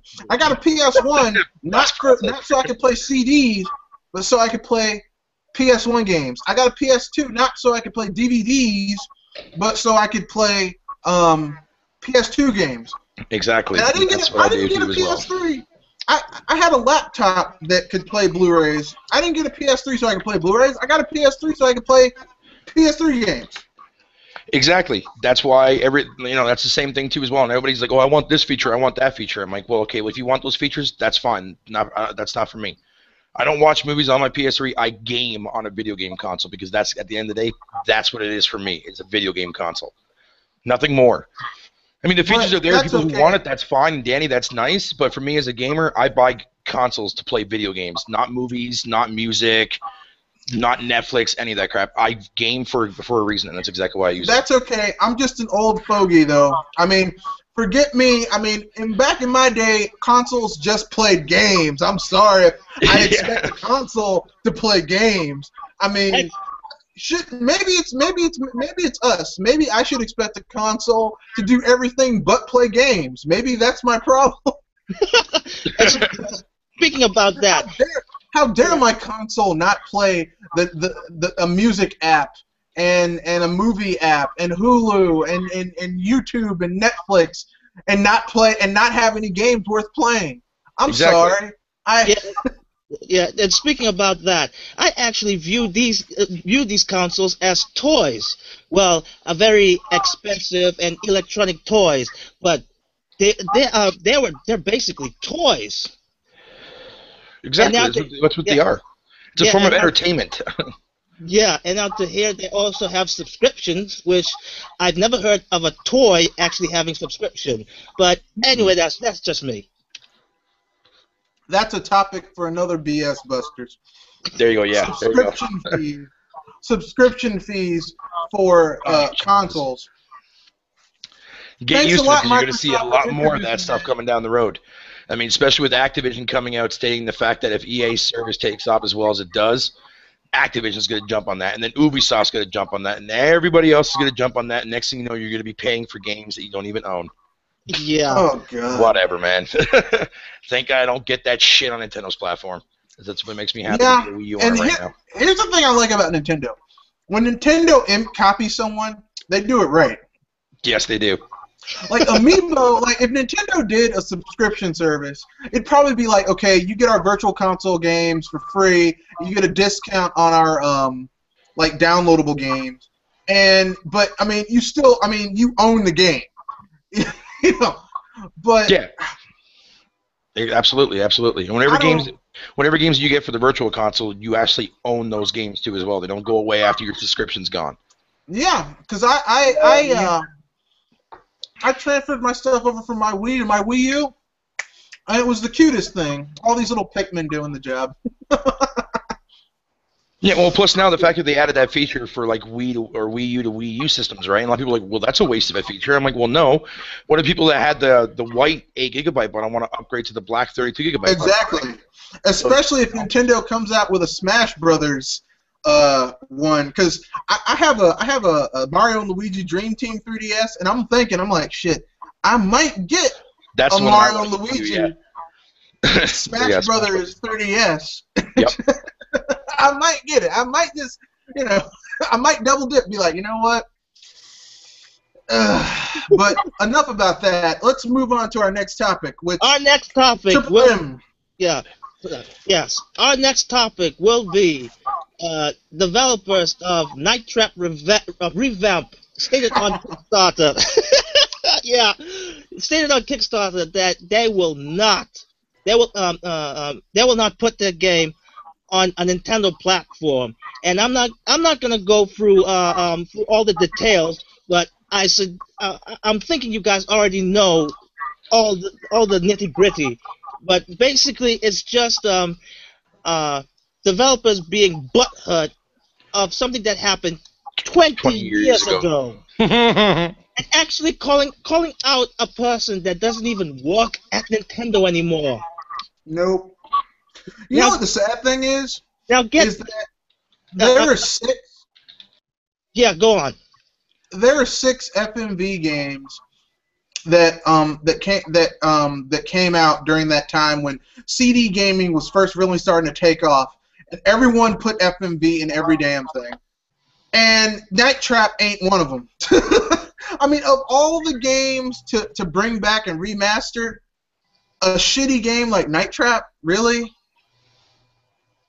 Really? That's what you're gonna? I mean, no Dragon's Lair 1 or 2. No Space Ace. Yeah, or it's like, where the hell's my Phantasmagoria or Gabriel Knight stuff, man? I'd rather see that than Night Trap. Where are those games? No, my friend. We do not want to bring back the good FMV games. Yeah, we want to bring back Night Trap. Yeah, Night Trap was such a quality, amazing game where you sit there and switch between cameras, and then there you go. A young Corey Haim and a young Dana Plato. I mean, and here's the thing. Like, I was reading some of the quotes from these dudes. This is some shady as hell stuff. I mean, it's real shady. They're like, okay, we don't have the rights to Night Trap, and it's going to cost us $250,000 to get it, which leaves, like, $70,000 is nothing to develop a game. No. That's nothing. Nope. Damn, that is freaking new to me. Basically, they don't have the rights to the game. They claim it's $250,000 to get the rights, and I'm like, really, to get the rights to that shitty game? I mean, it's $330 now. They raised up they changed the price to $330K now. At the most, I'd say no. $330 was total, but of that $330, $250 is just to get the rights to the game. Oh, and so I'm like, the other $100, I guess, is probably just going to be the ports. Are you serious? I'm like, really? Seriously? I mean, who charges $250,000 for that piece of shit? Man, exactly. I'm sorry. Exactly. I mean, okay, maybe 10,000, maybe even 15, maybe even 20, but 250? No, something. No, I think if they got this money, they would have taken the money and ran. Because how they say they're going to basically distribute the game if they get it made is so shady. I mean, it's just like either these people are incredibly ignorant or it's a scam. And I'm wagering on the side of the scam because some of the stuff they were saying was just made no sense. They're like, well, it's going to be the same game across all consoles, and you'll just put a DVD in to your system, like a CD into the system, and that's how you'd play it. And I'm like, the architecture of these systems is entirely different. You'd have to build a different one for each system. Like you'd have to build a version for the PC, you'd have to build a version for the Mac, you have to build a version for the PS4 and the Xbox One, two different versions. You have to build a version for the Wii U, or you could make it downloadable. But even then, you'd still have to build a version for each one. I'm sorry. I took a deep whiff and it smelled like bullshit to me. I'm sorry, Mr. Red Fox, but did you just say that the amount of the license is in the freaking Kickstarter? Yeah, they claimed that of the 330,000 that they wanted, 250,000 of it would go to just to buying the license. And I'm like, really? Who the hell asked that much for that shitty game's license? First of all, I mean, like here's the thing. Okay. Like, if if they sold their first IP license, like, if they said you can make a Mario game, I'm pretty sure it would be way more. Like if someone came in there and said, we'll give you $5 million to make a Mario game, Nintendo would laugh you out the building, because that's too low. Like, but Mario is a high-quality high-party IP, high-class IP. But, I mean, Night Trap? Night Trap isn't even a 6-digit, maybe like a 5-digit if you really feel like it, you know, like a low 5-digit, like 10, 15, 20, 25, maybe at the most 30. It's damn sure is not a 250. It's not a $250,000 licensed game. Okay, it's not a $250,000 license. Dang. I mean, that was a load of bullshit. First of all, when they said that, and then they said how they were going to distribute the game was by putting it into little sleeves and send the sleeves out, because you know everyone does that nowadays. And then I tell you when I knew it was some bullshit, when the dude came on there and he was like, well, we're not going to put it on a Nintendo console because 20 years ago Howard Lincoln. I'm like, you're still ass-hurt about some shit that happened 20 years ago, and the dude who did it doesn't even work there anymore, if he did this at all. Because, look, but, I mean, let's be honest, okay? I know a lot of people like to say, well, competition is great. Competition is great. Let me tell you something. Some of the best gaming I've ever done was in the SNES era when Nintendo had these third parties by the balls. Okay? Look, we had good gaming back then. Okay? Look, when Microsoft and Sony gave third parties the keys to the car in their house and the liquor stash, that's when shit started going downhill. So don't tell me that competition is so great, okay? And the best part, what I was saying is just part 1. There's part 2 and part 3 of this story. Well, go ahead. Well, here comes part 2. The next day, these developers posted a comment. They were like, in a way, they were like halfway returning to the Wii U fans, because he was basically saying we're not faulting or putting blame on Wii U on Nintendo fans or Wii U owners, and also this specific comment actually got to me. It was going like they pick every opportunity to what was it again? Every opportunity to they pick a target for an opportunity, and I'm like, after that first comment, this thing goes both ways. What target and what kind of opportunity? Opportunity to bash Nintendo, or opportunity to having a grace with their competition? Well, you know what happened. They saw, like, right now, I think they're sitting at 20,000, and they pissed off an install base. And Yeah. like, you can say whatever you want to about Wii U owners. We buy games. Am I right? Heck yeah. I mean, if you own a Wii U, we buy games. I mean, we buy games. I have bought games that I would never have bought if I didn't have a Wii U. I bought Call of Duty Ghosts. Now I promptly sent that mofo back because I was like, I'm not this type of gamer. And I don't mean I don't play first-person shooters, but I haven't really enjoyed a first-person shooter since Metroid Halo 2. Well, Halo 2. Like, and that was on the PC. I haven't enjoyed a console-style first-person shooter since God. I want to say like, I haven't enjoyed a first-person console shooter since GoldenEye and Perfect Dark. Like, 4-player split screen. Like, I've had some of my favorite first-person shooter memories are with that game. I've played others since then, like Far Cry, Wild Edition on the Wii, which was actually, you know, the game is not a great game, but it's fun enough for a first-person shooter. And I've played quite a few first-person shooters, but like, I don't like the way first-person shooters are now, where it's just a lot of gray and tan and brown and dark green, and people shooting stuff in the face. Like, I'm like, I need more than that now.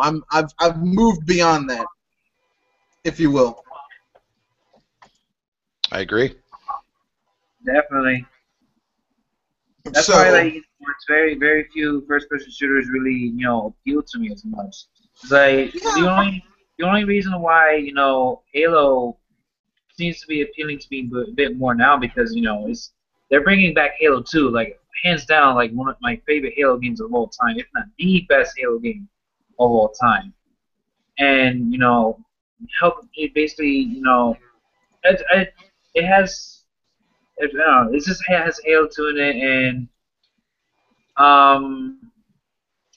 yeah, and that's pretty much it. I'll be waiting for that next first-person shooter that actually tries to be unique and creative. You know, Splatoon says hi. Oh, that's a third yeah, person. Splatoon looks like, yeah, but I think Splatoon will have first-person view. I think Nintendo's going to try and revolutionize the shooter genre with that game. And if they're successful, I'm going to be happy as hell, because I'm tired of the grizzled old bald-headed white guy who sounds like he's drunk way too much scotch and whiskey, and, you know, with a cigar hanging out of his mouth, shooting people in the face. I'm tired of games where I have to follow some guy with an arrow over his head saying "Follow me." That guy. I'm tired of these. I'm tired of those games. I'm tired of Call of Duty. I'm tired of Battlefield. I'm tired of the sameness of these games. Like I look at Advanced Warfare, I'm like, this game looks like it's going to be fun, but then I realize it's Call of Duty, so... Exactly. You know, like, no matter how fun it looks... on dedicated servers, where are they? Yeah, it's going to be peer-to-peer. But even with Destiny, it's like, I did enjoy the beta, however, I'm going to say this right now, Hyrule Warriors come out in the same month. Honestly, I'd rather choose Hyrule Warriors, because I know that it's going to be a much better value, especially with the, you know, some of the pre-order DLC. Say what? Yeah. Yeah, but here's the thing: the pre-order DLC is free. It just comes with the edition you get. Plus, you get Ganondorf for free for going through on. And let me tell you something: am I going to be the only one who's going to be pretending like I'm Darth Vader, except with Ganondorf in that game? Like, run, little Hylian soldier, run!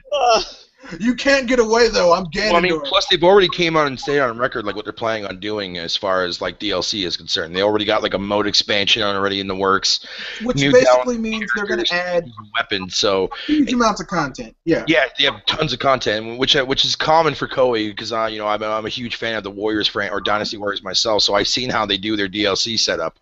and they always release content like every month. So if this game is gonna get the same treatment, I'm all down for it because they don't overcharge people for it. I think it's like what $2.99 for a scenario pack, or it's like $1.99 for a weapons pack. I'm okay with that. It's better than paying $15 for a freaking scenario pack or map pack is what Call of Duty charges for you. Well, so. I will say this much though. I really am looking. I mean, if this game is anything like Fists of the North Star, that Fist of the North Star Dynasty Muso game they made, and I'm just gonna let you on a little secret. I like Fist of the North Star. I like Kenshiro.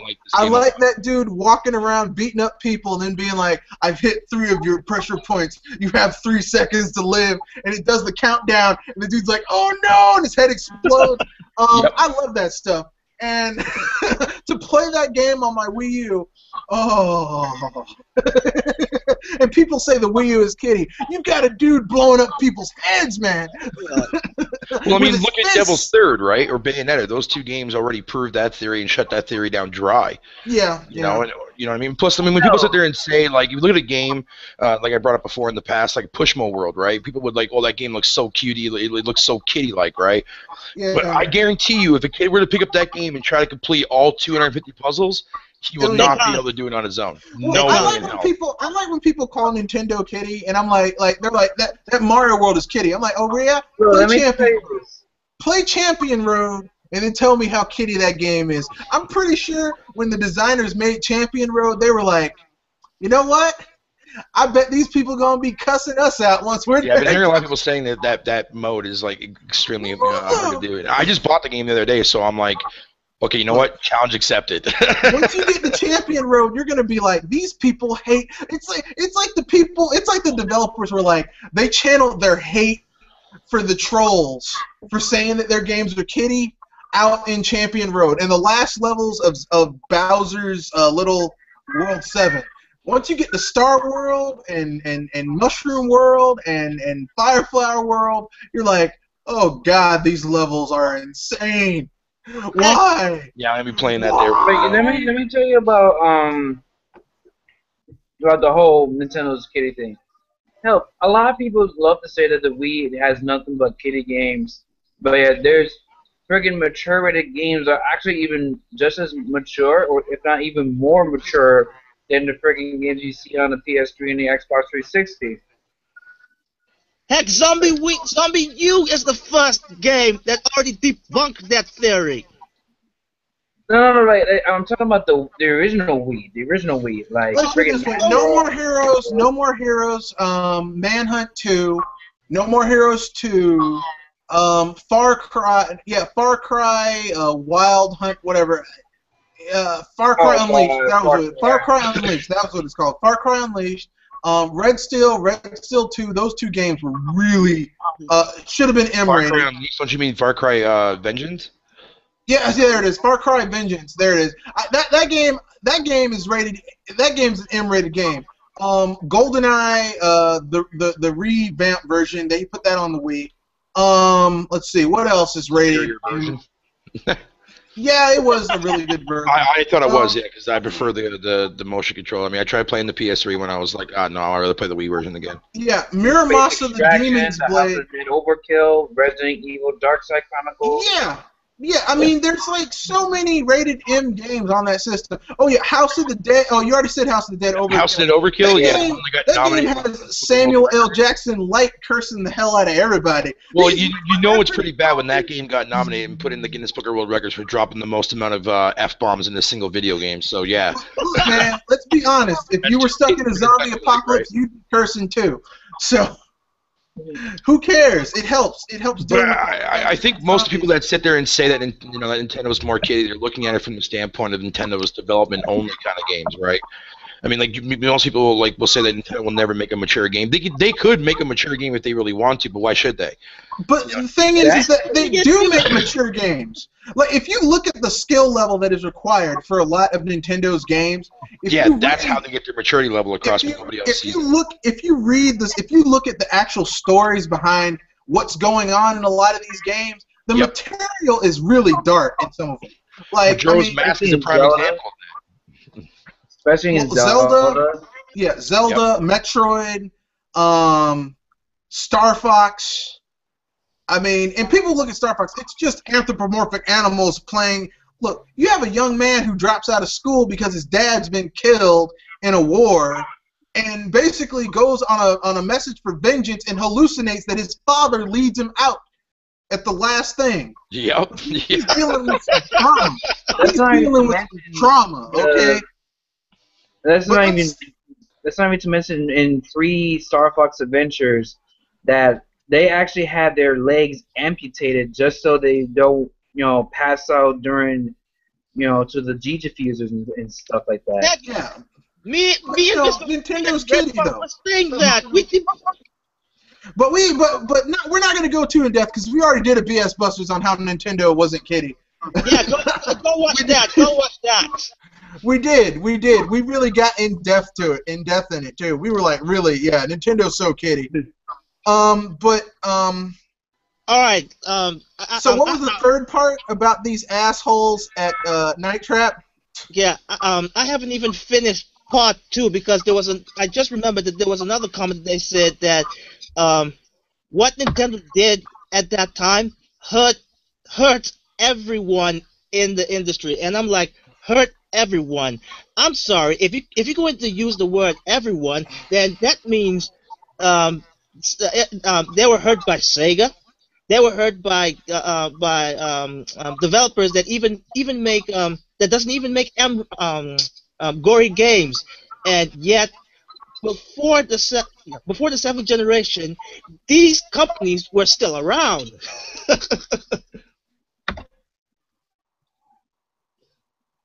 Yeah. I mean, that was just pure asinine right there. So, well, the thing is that I looked at their little credits because normally these people put credits as to what they do. They're either people who were struggling to get started and they just need funds to get their first game out, and I have no problem helping to fund that. Like I gave to the Kickstarter for Shadowrun, Shadowrun Reborn or whatever it's called, Shadowrun Returns. I gave money to that because I was like, you know what? Look. I'm an RPG fanatic. I grew up playing tabletop RPGs and stuff like that. So, and one of them was Shadowrun. And I liked Shadowrun. I had the one on SNES. I was like, damn. When the dude who made that shitty Shadowrun first-person shooter for Microsoft, and he did this thing. It's like, I'm sorry I made that game. They paid us to do it. I'm sorry, we made a mistake. The game shouldn't have been made like that. And he was like, he was really contrite about it. I was like, you know what? This guy's cool. And I haven't been disappointed. I love this game. It has a huge player mod community. They make their own modules and stuff. It's great. It's you've got tons of stuff you can do with it. But I mean, you've got veterans who want to try something different. You've got young people who are struggling. And then but all of them like have a vision or something they want to do. But these dudes, like, you look at what they've done in the last 20 years, and it's like, it's really sparse. It's like looking at a desert with a tumbleweed blowing by. I mean, not much, not a lot of anything. I'm like, you haven't done shit for 20 years since Night Trap dropped? Damn. yeah. Well, on to part 3, and keep in mind, these comments came back to back. No, not back to back. Day after day. So day 1 was the announcement, which from that point on, I was done with it. Then day 2 was the part 2, and now day 3, which they completely finally did a 180, and even to go far to imply that this game will come on the Wii U and I think possibly 3DS. And those two comments, those 2 updates, I didn't even know about them just today by Dr. Trey, and I'm like, after all that shenanigans, that scenario, that fiasco, I can't be angry at them. I can't even take it seriously. It's just hilarity, man. I just laugh my bloody arse off. So basically, now they're saying we want to make games for the Wii U after bashing the shit out of it. Exactly. Well, I wish I could help them, but let me tell you something.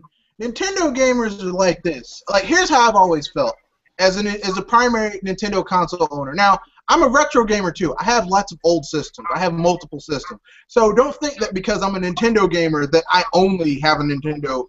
Like, I'm only Nintendo, because I got PS3, PS2, PS1, Sega, the original Sega Genesis, Sega CD. I don't have a Saturn or the 32X, because at that point I was like, I'm tired of Sega trying to rip me off with these damn add-ons. But I got the Dreamcast, I got all that stuff. But as someone who has as someone who's a primary, like, my first console I get every new generation is the Nintendo one. Let me tell you something. I don't need your Night Trap game. See, here's the great thing about Nintendo. Even from back on, except for the 64, but during the GameCube and Wii, if someone's game didn't come to our console, we got a nice substitution. You know what I mean? Like, Yeah. I don't need Night Trap. There's other stuff coming to the let me put it this way. They have so many awesome games, just indie games, coming to the console right now. Like, okay, I haven't been mad. I've been playing Shovel Knight, man. Which is a really good game, by the way. I've been playing. Good game. I've been playing Shovel Knight. I've been playing. November I'm gonna be getting Citizens of Earth because the game looks like it is a love letter to Earthbound.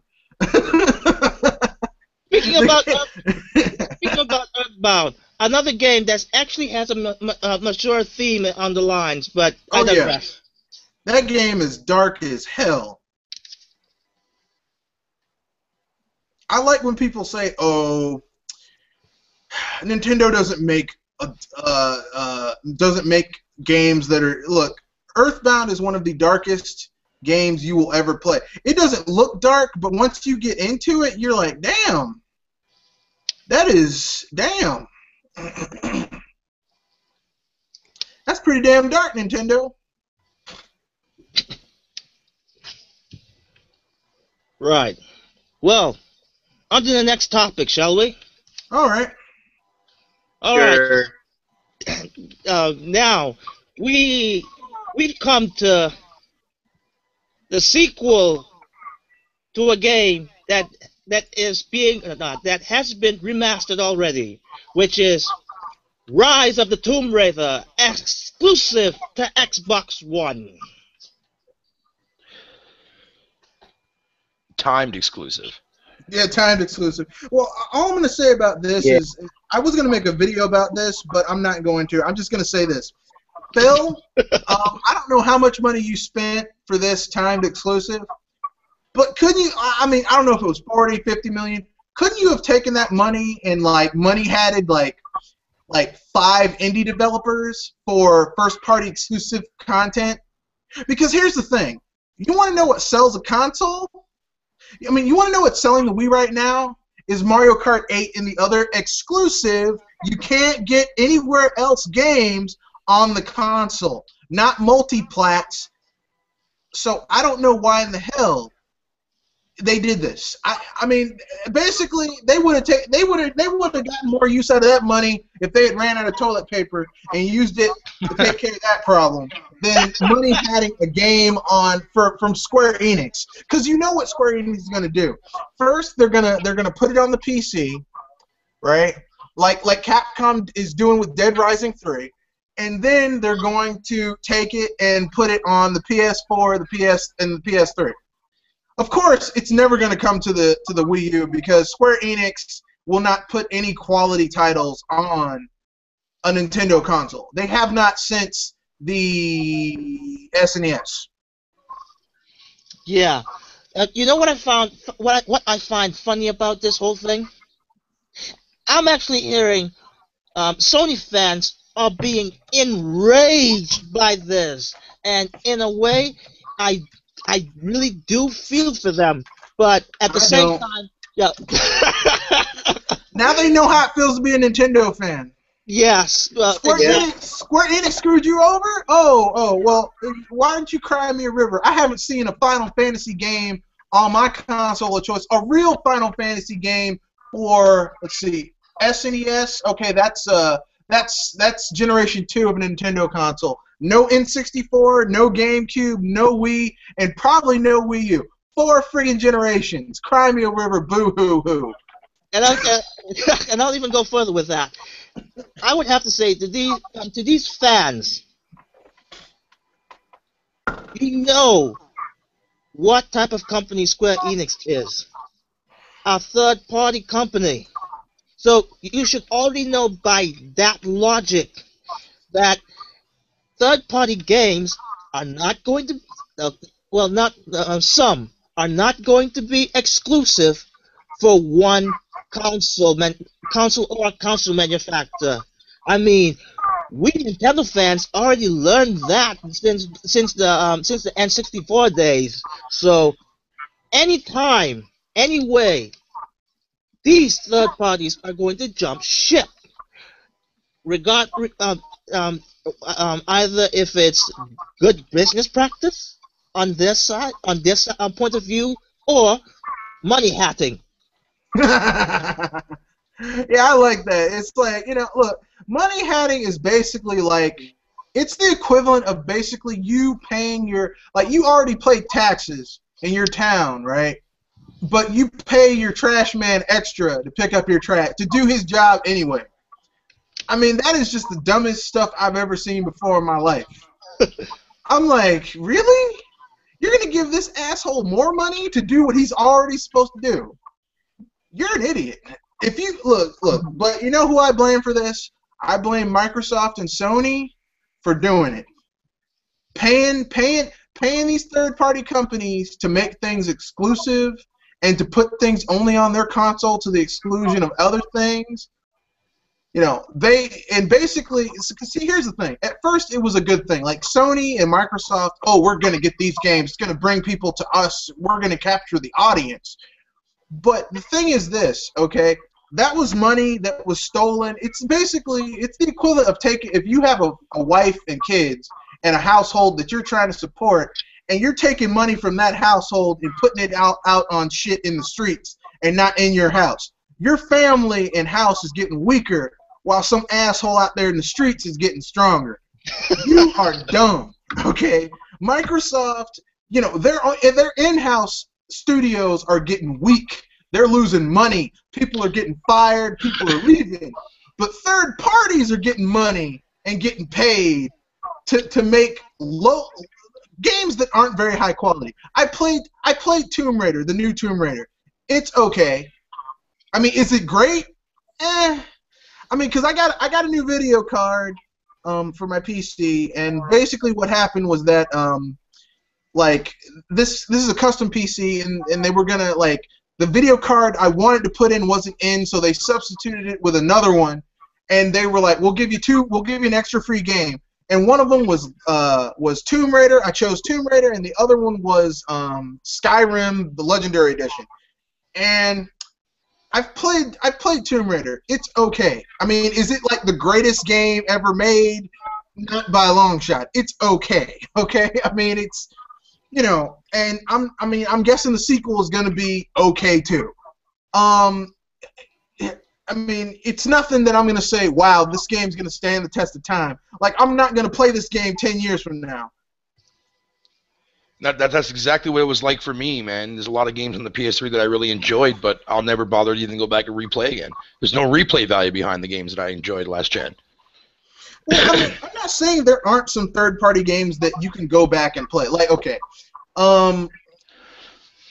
Atlas games, I can go back and play those games. As a matter of fact, I just started Trauma Center again. A lot of Capcom games I can go back and play. Those are third-party games I can play. I can go back and play Level 5 games and Factor 5 games. But it's really hard for me to go back and play a lot of Square Enix. Like, once I played Final Fantasy XII and beat it, I was like, I don't want to play this again. I played Final Fantasy XIII and beat it in like 7 days. I traded that shit back in and got my money back. Same thing with 2 and 3. It's like Square Enix is not like they used to be. You know? Nope.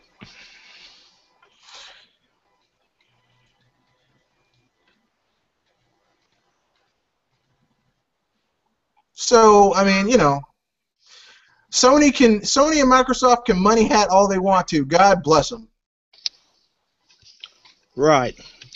Well, now that we have a say on that one, next topic is the Crew will be coming to the Xbox 360 this fall, and the reason why they said the reason why it's coming to the 360 as well is due to the one word, infrastructure.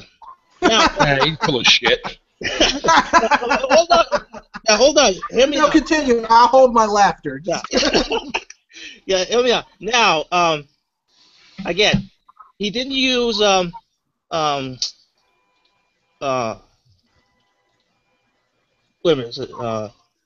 didn't use specs. He didn't say about the how the components of the console they're being made. No, he said infrastructure.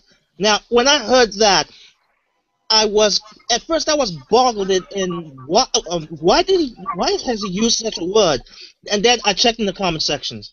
I even went as far as to go as IGN of all places, but I keep seeing these kind of comments.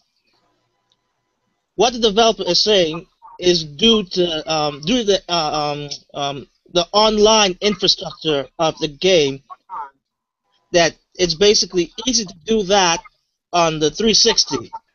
And I'm like, okay, that is plausible, but if that's the only reason, I must say it's kind of grasping for straws.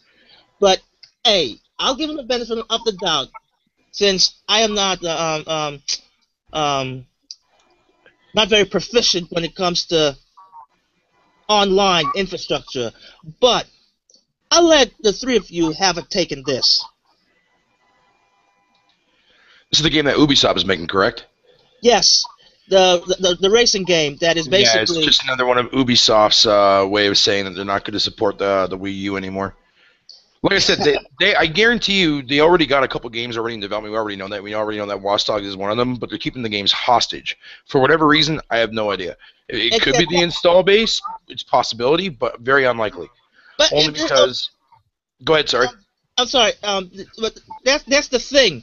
Why even announce that you have a game in development, clearly ready to be produced, and yet having it hostage? I mean, if they didn't say anything about that, and the game is still there, I wouldn't even bother. But saying that, like I said before, you are just basically showing your cards. Look, Triplemmm, one word: arrogance. Oh boy. See, here's the thing that bothers me, okay? And I mean, this goes back to the Night Trap people. This goes back to Ubisoft, Square Enix, EA, Activision, all of them. All these third-party companies. They are arrogant. Mm-hmm. They haven't done anything to deserve the arrogance that they have. I mean, if any companies deserve to be arrogant, let's see. Sony could be arrogant after the PS1 and PS2. Now, the PS3 humbled their asses quite a bit. But they could afford to be a little arrogant. Microsoft can't be arrogant about shit. I'm sorry. Because basically, having Microsoft's Xbox division be arrogant is like having kids of rich people be arrogant about their parents' money. They didn't make a dime of it, but they want it, but they can spend it pretty damn well. It makes no sense. It's like, you didn't make any of this money. Go sit your ass down. Nintendo can be arrogant. And I know what some people are going to say. Well, they can't. No. Okay, look. The NES They can be arrogant because of that. The SNES, they can be arrogant because of that. The N64, what it did for gaming, they can be arrogant because of that. The GameCube, well, you know, it didn't really revolutionize gaming, but hell, out of all the console manufacturers around at the time, they're the only ones that turned a fucking profit, so I guess they can kind of be arrogant about that.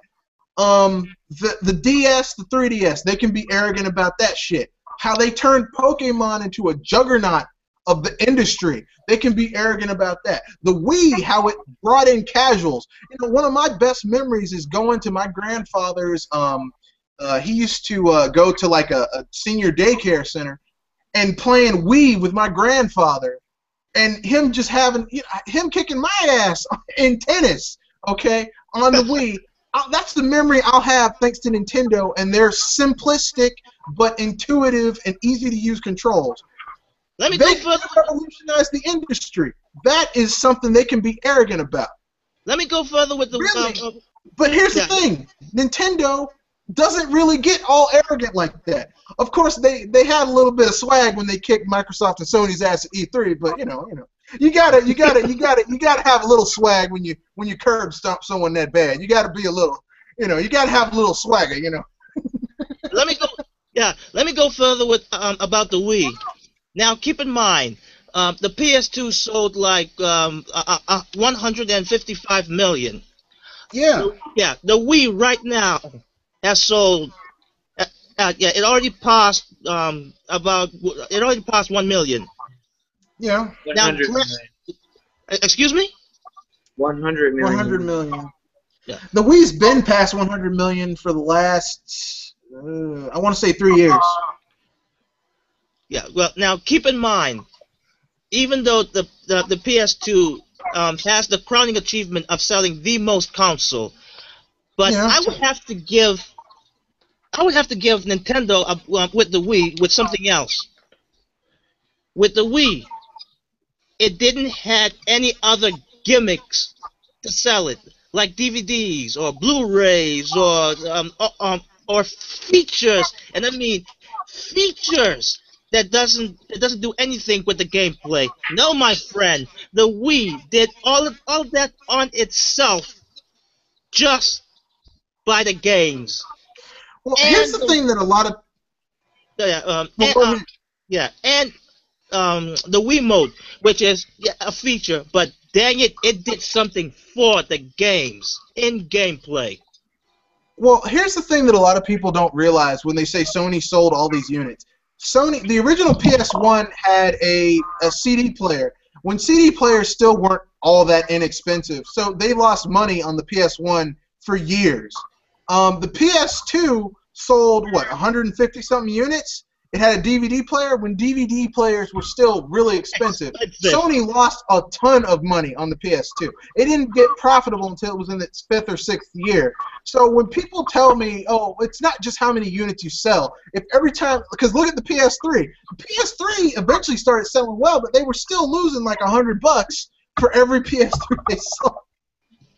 So it's kind of funny when I hear people say Sony sold all these units. I'm like, yeah, like Microsoft, they're like, well, we sold these million Xbox Ones. Yeah, but you're also counting the ones you replaced because your original batch was buggy and glitched and were lemons. Like it had a 30% failure rate, that is unacceptable. Right. Now, anyone else wants to rebuttal this whole infrastructure that the 360 can only do? Bear Hugger, Gilligan. Let me start.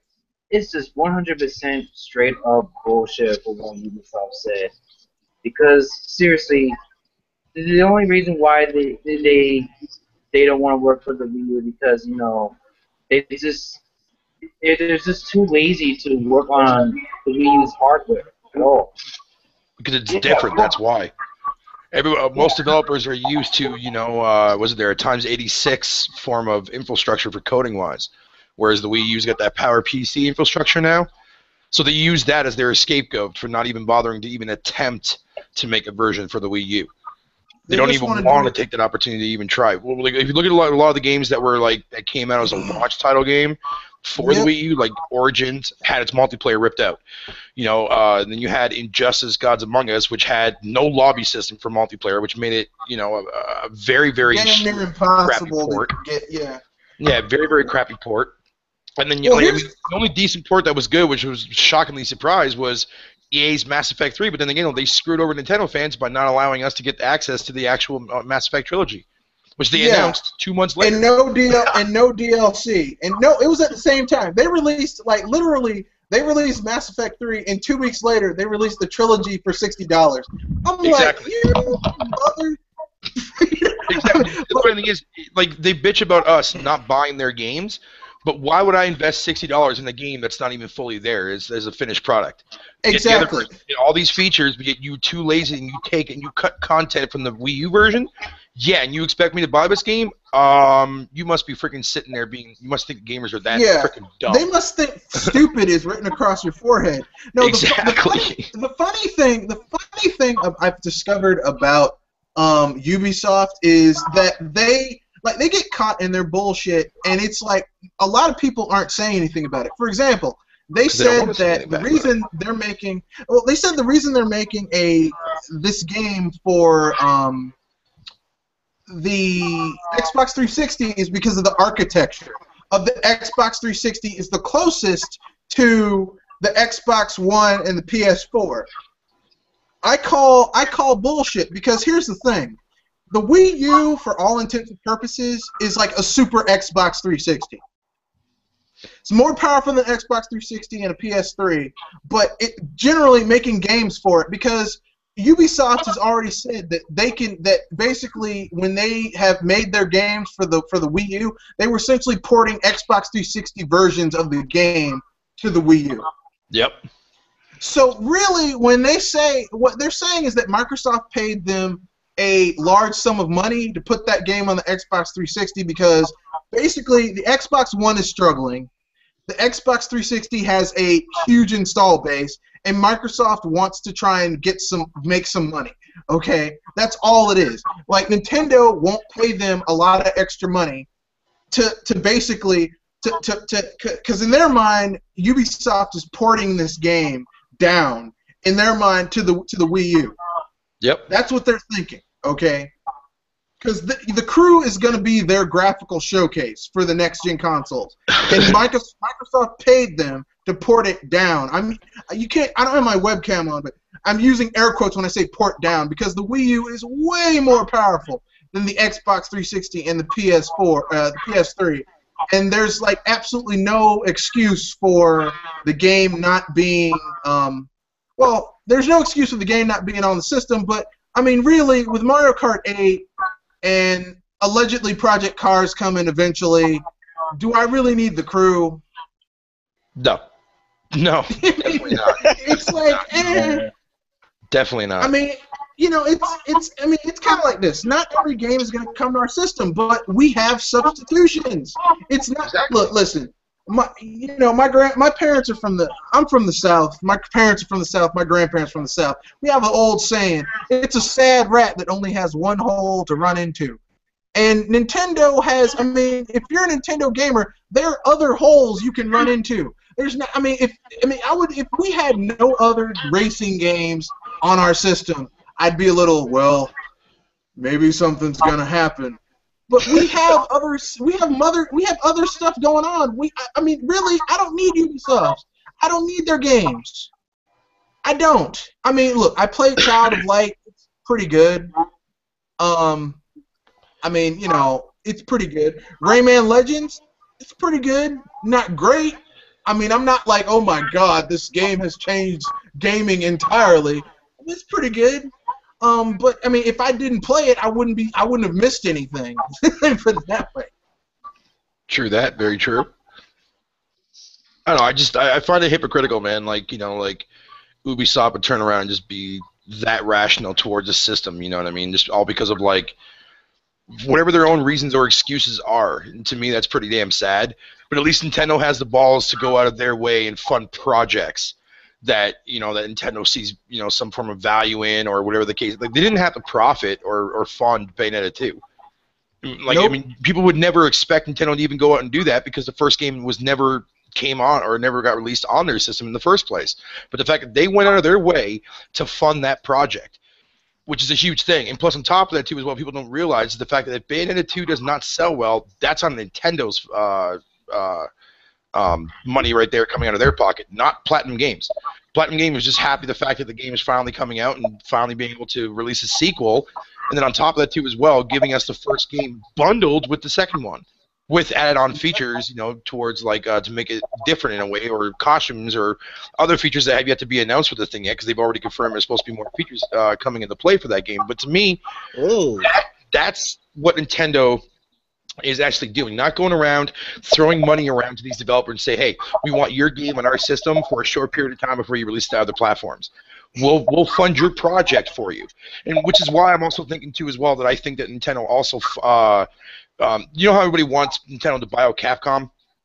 I made a video for it, and I'm watching a lot of videos for it. I don't think they're going to do that. I think what they are going to do is, though, I think they went to Capcom and and gave them money to get Mega Man exclusively on Nintendo's platforms now, which is why we saw the whole reveal for Smash, why all of a sudden this year a huge push for Mega Man Virtual Console games across 3DS and the Wii U.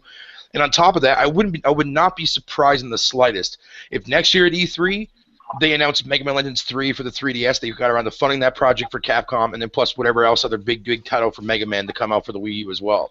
So I would not be surprised. If that happened, I would have a fangasm like I had during that last year's E3 Direct, where we all saw Mega Man, and everyone's like, "Who is it?" And I was like, "That's Mega Man." We were like, "Oh, it's Mega Man." I'm set. We all share bricks, man. We all fucking nuts, man. I'm set. Go ahead. I will say this though about Capcom here. This is Capcom we're talking about. Remember about the exclusivity deal for Resident Evil on the GameCube. Yeah. It was at first it was supposed to be only on the GameCube. Yeah. Capcom later decided that they're going to port it on the PS2. And Xbox 360. I mean, Xbox that's One. the reason why Shinji Mikami left, right? Yes, that's what I was going to say. Ported it over, yeah, because he loved the GameCube, the whole entire GameCube design and what they did for the architecture inside the system, whatever you want to call it. Hence the reason why we got the remakes on that system when nobody else got it for 2 consecutive generations in a row. And that's why 4 came out first. And then when Capcom poured it over, he's like, "Fuck you guys, I'm done," and he left. Yeah. So you can blame Capcom right now the way Resident Evil's been hitting. Capcom's been basically, a lot of those Japanese companies have been pissing off their breadwinners for quite some time. Absolutely. They've been pissing off like all of them. Capcom ran off Keiji Inafune. I mean, how are you going to run off the Mega Man guy? Mega Man was Capcom's Mario. Exactly. Exactly. He wasn't making bank like Mario, but you could depend. And here's the thing: I'm a real Mega Man fan. I'm not just one of those people. Oh, I only play the Rockman games. I only play the X games. I played all of them: Rockman, X, Zero, Battle Network, Legends. I played all, and I loved all of them. I mean, even Command Mission, which was basically just a standard. Basically rip-off of Breath of Fire. I still played all. I love that game. I still love all of my Mega Man games because look. Mega Man is one of the old guard. I like old stuff. I have vinyl records, a record player. I have cassette players. I have old retro consoles. I like old stuff. And Mega Man's part of the old guard. Like Nintendo is the last of the old guard. Atari's gone. Sega's gone. Philips is gone. Well, Philips never counted, but Hudson's Philips, yeah, screw Philips. For Hotel Mario and those Zelda games, you need to die. But Philips is gone. Well, Philips never counted, but Sega, 3DO. Atari, basically anyone who used cartridges or was in that 16-32-bit generation is gone. And no, I'm not counting Sony because fuck Sony and their CDs. I'm talking about people who start with cartridges or cue cards. Because, look, if you understand this reference, hey, what's wrong with that game? Just blow into it. If you thought that fixing your game, you just pulled it out and blew into it and put that shit back in there, I'm talking, that's the old guard, okay? Yeah, that's yeah, the definitely. old gamers, okay? Yep. That's old school right there, okay? Oh, yeah. That's what I'm talking about, the old guard, the old men of gaming. Nintendo's the only one left. They're the only one left. And they're still going to be And, around for many more generations to go by if we still Oh, are yeah. generations too as well after this one. But Oh, yeah. and people don't They're seem to still going to realize be that. around. You know, and it's funny, They're the still same gonna thing. be around. Yeah, they're still going to be around too as well, and also the whole entire aspect too as well with the fact that when you look at it like at Iwata, right? How it was like, oh, you know, Iwata needs to get fired, blah blah blah blah, all because the Wii U had a rocky start. You can't give the guy a second chance. I mean, he made the Wii a phenomenon. He made the 3DS. He picked up the pace with the 3DS due to its lackluster launch, and look what happened. Price drop happened, flew off the freaking shelves. And the fact that like most of these investors anyways that go to like these actual hearings for Nintendo every year don't even know anything about gaming at all, freaking period. Oh So my the God! fact, You know, I envy it boggles those. my mind to see so many people that want this guy out, and yet all because of what, a lackluster start for the Wii U. If he can turn around the 3DS like he's already done, he will turn around the actual Wii U, and so far, he's doing a damn good job of doing that. It won't be as subtle and quick like the 3DS was because due to the manufacturing cost, but when that price drop hits in the near future, whether it be 250 or 200 being that extra sweet spot, I can guarantee you that the Wii U is going to go flying off the shelves at a rapid pace. Guarantee it. Most casual gamers are just waiting to buy the system at a cheaper rate because most people will argue the fact that casual gamers won't buy the Wii U at all, period, because they get their iPhones every 6 months. But the thing is, when you invest in the console, you're stuck with it for 5 to 6 years tops, or 7 years, depending on like if we go like from last generation. So these casual gamers are not going to invest that much money or $300 system right now for the time being right now. That's the reason why they're not buying the PS4 or not buying the Xbox One. But the moment that price drop gets down to an affordable level like $200 or $250, oh yeah, believe me, I'm telling you guys right now, the sales for the Wii U will definitely go up a lot more higher. And that little small increase that the PS4 is leading right now is going to get increasingly small as time progresses on over the next couple of years. Guarantee it. I'm going to be frank with you. I don't think Nintendo's going to do another price drop because they just got the Wii U profitable. But what I do think they're going to do is I think they're going to increase the value of the system by dropping a lot of must-have games, starting with Smash Brothers. Well, yeah, it's Smash Brothers and then Zelda next year. Smash Brothers is going to be in Zelda. And if Nintendo shows 3 games at next year's E3, these 3 games will, I don't care what Sony and Microsoft have their E3, fuck their E3.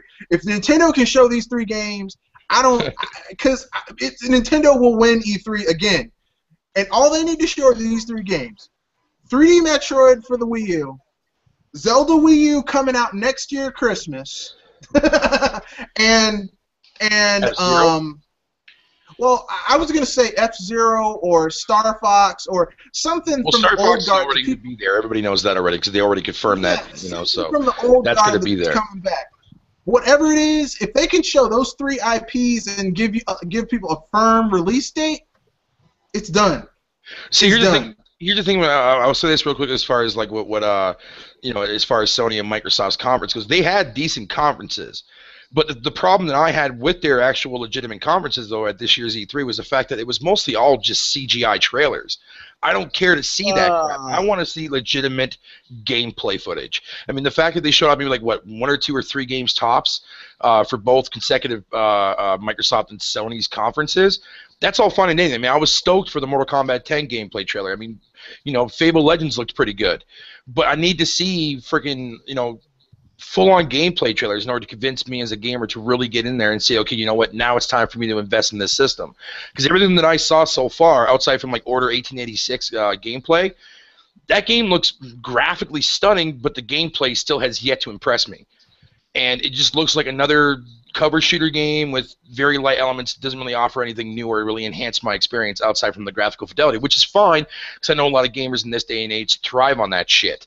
But for me as a gamer, I care about gameplay first, and I have yet to see anything that come across about that game that actually makes it worth the actual investment for that system, or even if I did have the system for that game in general. But I think for next year, Sony, I think, might actually, after seeing how good the actual digital event was, where it was like the pace of it was perfect almost. In fact, it was perfect. Game after game, talking about the game, but at the same time showing off gameplay freaking footage. And that's what matters. And that's what should matter to gamers, not CGI trailers. I mean, they could have showed off gameplay footage for, Dead On 2, but they didn't. They showed off a stupid CGI trailer. I don't want to see that crap. I want to see gameplay footage. And that's how you're going to sell me on your console. Not the hype that IGN or other journalist websites out there did for the launch of the PS4. None of that crap is going to convince me to buy your system. If you don't have the games to show me for it that that qualifies as really really stunning visuals or stunning gameplay elements, then yeah, I'm not going to buy your system. But every time when it comes to Nintendo, they always show off gameplay footage first, all the freaking time. And I don't understand why Sony and Microsoft don't grasp that concept. I just don't get it.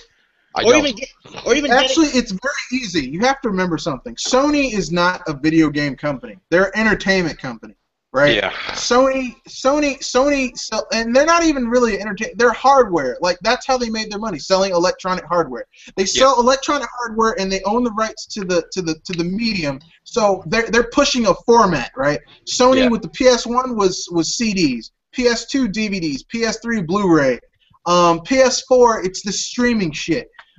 That's what they're pushing formats.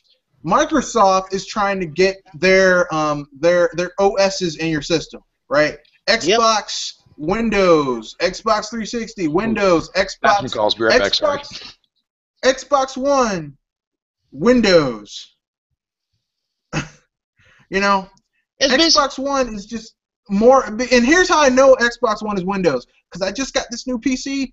It uses Windows 8. Guess what their gaming thing is? Xbox Live. Yeah. Xbox Live. And I'm like, this thing ain't no damn Xbox. I was dumbfounded when I saw that myself on Windows 8. I'm like, what? And they even advertised it on a laptop of Microsoft that uses Windows 8. I'm like, really? I was like, okay, that's what you guys are going for. But if I wanted my console to work like a PC, I might as well just stick with the PC. Might as well. I mean, the thing that gets me about Microsoft is that they're trying to sell. They want to sell the format. It's all about the format. It's like, well, we want you to buy our formats, and it's like I really if I want a PC, I'd buy a PC. I mean, if I wanted to, I already have a PC that runs Windows 8. It's basically what I said. 3 companies, one for specs, other for features, and the other for game. Basically. Oh, and another thing I wanted to say about Sony's conference. I'm not going to lie. I was actually jaw-dropped how that Batman Arkham game looked in that conference. And then after that, Uncharted 4. In-game footage? Okay, I'll believe it when I see it. But then when I heard a developer said for the Batman Arkham game, the game that they showed was actually running on PC, and I'm like, are you freaking kidding me? Yeah, a lot of developers like doing that. Yeah, and what made me made me break that immersion of believing that this could possibly be achieved on the PS4 is if that Arkham game is running on PC at that conference, then I'm starting to doubt the whole in-game footage with Uncharted 4. Well, the thing you have to realize, and Bear Hugger called it, is that both the Xbox One and the PS4 are using they're using PC parts that were top of the line 3 years ago, and not like desktop PC parts, laptop PC parts. So basically, like you see, if you're seeing ultra high quality graphics on a trailer for something, or even gameplay at any of these things, it's a PC, because it's a current PC too. It's a developer laptop. I mean, a developer desktop. Okay, it is not. I mean, none of this shit's gonna look like this. Okay, Last of Us Remastered does not look that much better than Last of Us on the PS3. I mean, there's a difference, but it's not like, oh my, it's okay. It's not like the jump from Mario 64 to Mario Sunshine, or Mario Sunshine to Mario Galaxy, or Mario Galaxy to 3D World. You're not seeing that level of jump in graphics, or even 3D World to Captain Toad. Honestly, I don't even think it even has to do with the graphical fidelity. I think it's the whole entire fact now that gamers are all up in, and antsy about the fact that the game is running at 1080p native, and the whole entire 60 frame rate for FPS thing that really supposedly changes the gamer's experience, although I have yet to be proven on that. I would believe that, but considering that Sony is getting sued by someone for lying about Shadowfall, FPS, that is listen. When Sony gives specs, I'm just like, yeah, okay, yeah. I don't believe it, but whatever. Yeah, I mean, when people get I've gotten to a debate with a friend of mine who actually was, sitting there saying, oh, you should come to expect this for newer hardware, for console-wise, to be running games at 1080p native and 60 frames, and I'm like, yeah, but if I don't care about those two aspects, I don't care if the game's in 60 or 30. As long as it's playable, I'll fucking play it. Don't give a shit. But if the game is not native, I don't care. Native resolution is not a thing that I look for or even give two craps for. If it's there, it's there. But I'm not going to sit there and or not buy a game because it's not in native or it's not in 60 frames. When I hear people saying like they're not buying, their Drive Club game because it's running at 30 frames, people are like, oh, I'm buying it now. And it's like, you're not going to buy a racing game because of that. It's like, well, I'll be frank with you. It's not so much that bothers me. It's like, here's the thing. It's like a court case. Yeah. You shouldn't throw that shit out there if you can't back it up. It's called selling wolf tickets, and you just wrote a check your ass can't cash. Like, Sony does that all the time. Like, remember how they lied with Ubisoft's Watch Dogs? Oh, it's gonna be 1080p, 60 frames per second, and Ubisoft was like, no, it's 900p, 30 frames per second. Shit, don't shit. Get my ass kicked. That's what I'm saying. And then it turns out they gimped, and here's the thing, they pushed that game to the limit on the PS4, and they gimped the PC version so it wouldn't outshine the PS4 version. Yeah, that was pretty dumb. I thought that was stupid. Found out, oh wait, the PS4 version could look like they had on the developers' PCs, but until somebody managed to crack the code and find the EA or the E3 freaking files sitting in there, and next thing you know, boom, mod comes out, now the game shines through. But yeah, it doesn't help the fact too as well the game is still not all that very good at the end of the day. It's a very lackluster title. But so Ubisoft, in their defense, got lucky with this title. They made a shitload of money off of it, but the fact that gamers feel robbed in a sense because the storyline in the game is beyond bad, and it's just like a mixture of different genres. And plus, when the fact that what really took the cake for me and what really pisses me off with Watch Dogs is the whole hacking aspect of the game, because that was a huge. Yeah, it's some bullshit. It is. Look, you want to play some good hacking? Okay, I'm going to give you 3 games that have better hacking. You can go play Saints Row the 4th. Yeah, Deus Ex Human Revolution. Deus Ex Human Revolution. Hell, you could go play BioShock and hack one of those vending machines and have more fun than Watch Dogs. I was watching a review from what's his name there, Razor Fist there, the Rageaholic video that he did for his review, and he's right on every straight up aspect for that game itself. So if the Wii U version does come out. if the Wii U version does come out and they actually did, somewhat legitimately take advantage of the gamepad, but this is Ubisoft we're talking about here. I mean, chances are with the game being delayed this long for the Wii U version, highly unlikely to doubt it. But let's say for the record that if it does come out and they actually did put an emphasis on the hacking materials for the Wii U version as far as the gamepad goes, then yeah, I might actually get around to buying it. They're not going to do that because Ubisoft cannot make anything unique for the Wii U console. You saw Rayman. Rayman, the best version of Rayman. Hey, Zombie U wasn't that bad. Wii U version. Zombie U wasn't that bad. They took some of the features for that game and actually drove with it, with the whole gyroscope and scanning stuff. But trust me, if that game would have sold well on the Xbox One and the PS4, they would have ported that shit over too. Because Ubisoft is a foul company. And in some ways, they're worse than EA because EA is out there in the open. They're like, look, we ain't making no games for the Wii U. Kiss my ass. But Ubisoft is like, well, I need to see a better effort. Yeah, but there was a reason why EA dropped support quickly, though. Because of that whole entire backlash with Nintendo denying their Origin online infrastructure to be the main thing for the Wii U. And I'm glad Nintendo did that because if Origins was the main stable for the Wii U's online infrastructure, Call of Duty would never saw the light of day on the Wii U at all, period. Because Origins would do everything in their willpower to make sure that game is unplayable online. I mean, they would probably still release it, but they'll probably only release Call of Duty Ghosts as a single-player portion of the game only and say, fuck you guys, you don't get in the online. Yeah, EA would have done their damnedest to basically... And like, here's the thing. I've heard some people... Well, I've heard some people say that, Nintendo should have teamed up with Sony. I'm like, yeah, because Sony totally wasn't trying to screw over Nintendo back then.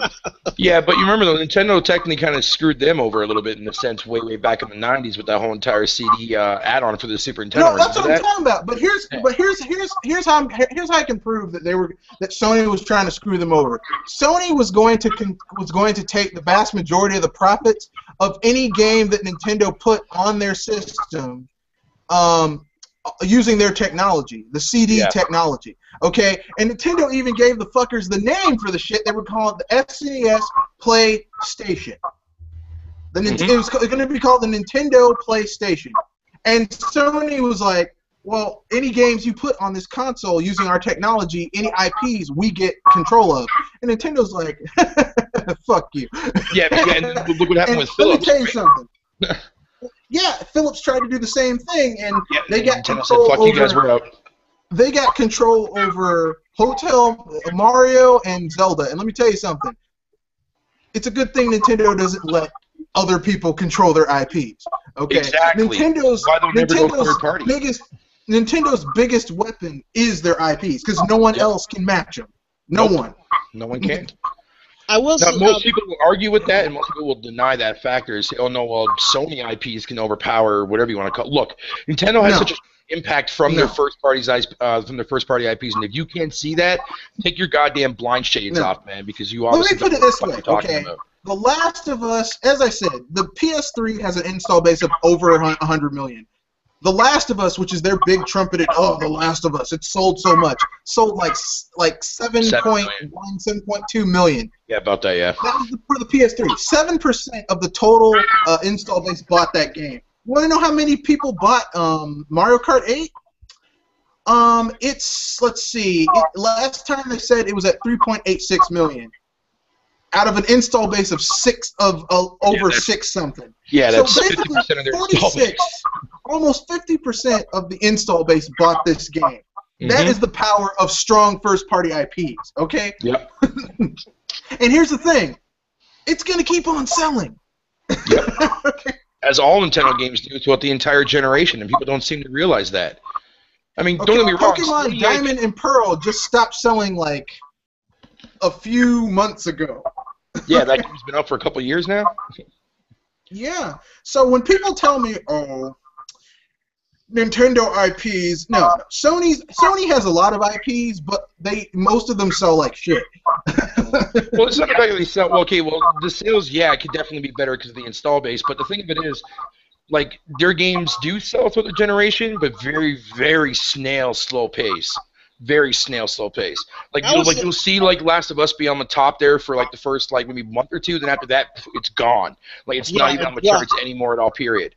Like that basically indicates like people are just like are not buying the game anymore. Whatever you want to call it. But granted, though, they do sell each and every week, but very small, down to the point where they're barely even making when I 100, say you know, when I say 100 they units per suck, week. I mean like okay, people say, oh, these games are awesome. These first party Sony's first party IPs are awesome, and it's like they sell well. Like Sony supports them for like a generation, and then they drop them. A good IP lasts forever. Yeah, Crash Bandicoot could have Mario's still been around there. for six. Mario's been around for over 6 generations because he had arcade games too. Yippers. Link's been around for 6 generations. Samus has been around for 6 generations. I mean, where the fuck is Power Rapper the Rapper? Better yet, Where's where's Crash? Where's you know, Crash? Jack and Well, they Daxter? sold Crash. They sold his Well, ass. yeah, but see, to me that pissed me off because back then when I was a kid, when I bought the PS1, I looked at Crash Bandicoot and actually looked at it more as a mascot because I remember seeing commercials. You know, I remember seeing commercials like with Crash Bandicoot standing outside of Nintendo's headquarters talking shit. You know, in the commercial, whatever you want to call it. So I'm Yeah, like, okay, so here's this is my Sony's thing. mascot. And then Where's Medieval? Yeah, exactly. Yeah, I little mean, Jack and Daxter. where's Medieval? You mean to tell me you There's can't make a damn Vertus exactly. game? There's so many great IPs that Sony could have kept a hold of, like all the way up till now. That could have made a lot more profit now, but I don't understand why Sony does that. However, though, most people now this is what I think the reason why they don't is because I think the whole entire outcome of everybody keeps saying that Mario gets rehashed every generation or every year. When people sit there and say that Mario gets rehashed every year, I'm looking at it from a character standpoint, not a game standpoint. Yes. I can get that because Mario is in a lot of different IPs, but when I hear people say that, when you guys play like, Galaxy and Sunshine and whatever you want to call it, it's the exact same game every generation. Wrong. Mario Canon game plays different to the previous one, in the last generation. We'll be lucky to get 1 or 2 Mario games a freaking generation. My God. There's out of all of Mario's IPs, there's only 2 that are like obvious rehashes. Mario Party. Yeah. Is an obvious rehash. Oh, yeah. They're cheap to make. They even sell with Mario like Party, it gangbusters. plays differently to the last one. Yeah, but I mean, they're relatively cheap to make. They are, yeah. They obviously, I mean, they sell like gangbusters. They're a cash cow for Nintendo. But obviously, their A team isn't working on that game. Well, no. But it still is like they each play differently to a degree, though. Well, I'll give Nintendo this much. Unlike Sony, that like when people ask why aren't you supporting the Vita, they were like, well, that's a difficult proposition, and like our own developers don't want to work on the Vita. They said our own developers don't want to work on the Vita. Nintendo, all of their development teams, from their A teams to their C teams, work on different stuff. Like it's not just you're only gonna make our triple. Like sometimes a AAA team will go make a small little tiny game. Nintendo's the only developers that can grab other people that would never touch a game. I mean, when Nintendo makes a game like Brain Age, and you see like a 90-year-old senior playing Brain Age and playing that game, whatever you want to call it, to keep her brain active, what does that prove to people? You know what I mean? Like Nintendo cares about everyone as a gamer in general, not just the core audience, not just the casual audience. They care about freaking everyone, and they'll make a game that's designed for everyone. Doesn't matter your age. They got games for everyone. Exactly. Nintendo wants you from the womb to the tomb, baby. Exactly. But most people they want you when you're born. They want you when you're middle-aged. They want you when you're most people that used to play Nintendo games back then who say, I'm too old to be playing Mario games. No, you're freaking not. It doesn't matter how old you are. I don't give a shit when anyone freaking says to justify that point. If you flat out just like you don't care about Mario anymore, whatever you want to call it, that's fine. But when I hear people run their mouths saying, I don't play Mario games anymore because I'm too old to be playing that kiddie shit, are you serious?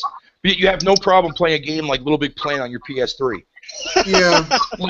Most people, when they see that E rating game or like a game like that stand with E on it, they automatically assume that E is an automatic K for kids. But that's not even exactly what that whole entire game is representing. I find that pisses me offensive because I like to play the Lego games. Not all of them. I like Lego Star Wars. I like Lego Marvel.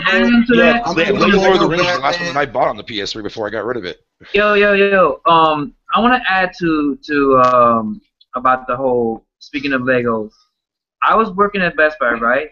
I was looking at this guy who was he's a grown ass man, right? And get this, He was playing Lego Marvel Superheroes. And get this. Yeah. He can't even friggin' pass the first segment of the demo. You know the demo, if you ever played the Lego Marvel Superheroes demo, it was like in New York, right? Where you had to fight the Abomination and Sandman. Yeah. He can't even friggin' get past the first segment where you had to switch to Iron Man and shoot the silver Legos so the fire hydrants can spray water onto the sand blockage. Bloody hell! What the He heck? can't solve. I mean, because here's the thing. Lego games are like simple puzzle solving. The hardest thing you'll find in a Lego game is trying to find all those damn mini kits, because some of them are damn devious. But generally speaking, in order to move through a level and get to the end, it's like some of the simplest shit on the planet.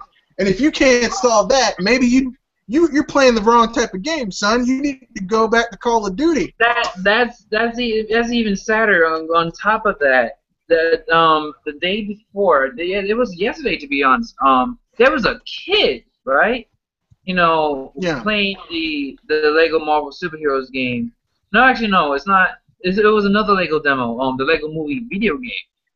And I was telling the kid to target the flying robot to stun it, and the kid wouldn't understand what I'm talking about. I told him to hold square and target, and the kid automatically straight up told me, "Oh, I don't know how to play these type of games. I only play Call of Duty." Here, I'll say one thing right now about when it comes to a game like Call of Duty. I find it rather hilarious and hypocritical when people sit there and say that, Call of Duty is such a great game, it's M-rated, whatever you want to call it, and blah, blah, blah, blah, that the game is not geared towards kids. However, as casual as the multiplayer is, because the game is designed that way to get anybody to pick up that controller, has never played a shooting game before, go play Call of Duty and freaking dominate. Not the older ones. I'm not talking about like 1, 2, and 3. I'm talking about since Modern Warfare all the way up till now till Ghosts. Those games, anyone that's never played a shooting game before can get into that game and freaking dominate because there's no skill involved. There's no skill involved with that game unless you're playing hardcore or classics or core. Not core, sorry. The classic mode, like no kill streaks and no perks, whatever you want to call it. But most people ignore that. Old school gamers like myself will only play that mode on Call of Duty games. I prefer that mode anyways because I prefer gun-on-gun action because there's a little bit more skill involved with that. But as far as with games when you have to rely, you can like get kill streaks and whatever you want to call it. Anybody can pick up that controller, go into a game, kill like 4 people in a row, get your kill streak rewards, and then just dominate the freaking battlefield. Provided that you don't get enough lag. But my point is that for a game that's that casual oriented and gamers, most of like the dude bros out there or other people that just flat out like Call of Duty, that sit there and shun Nintendo for being too much on the casual kiddie realistic side or kiddie aspect side, they're already playing a freaking game that's designed with that in mind. Because it's geared towards everyone. It doesn't matter if the M-rated's on there. That doesn't mean shit.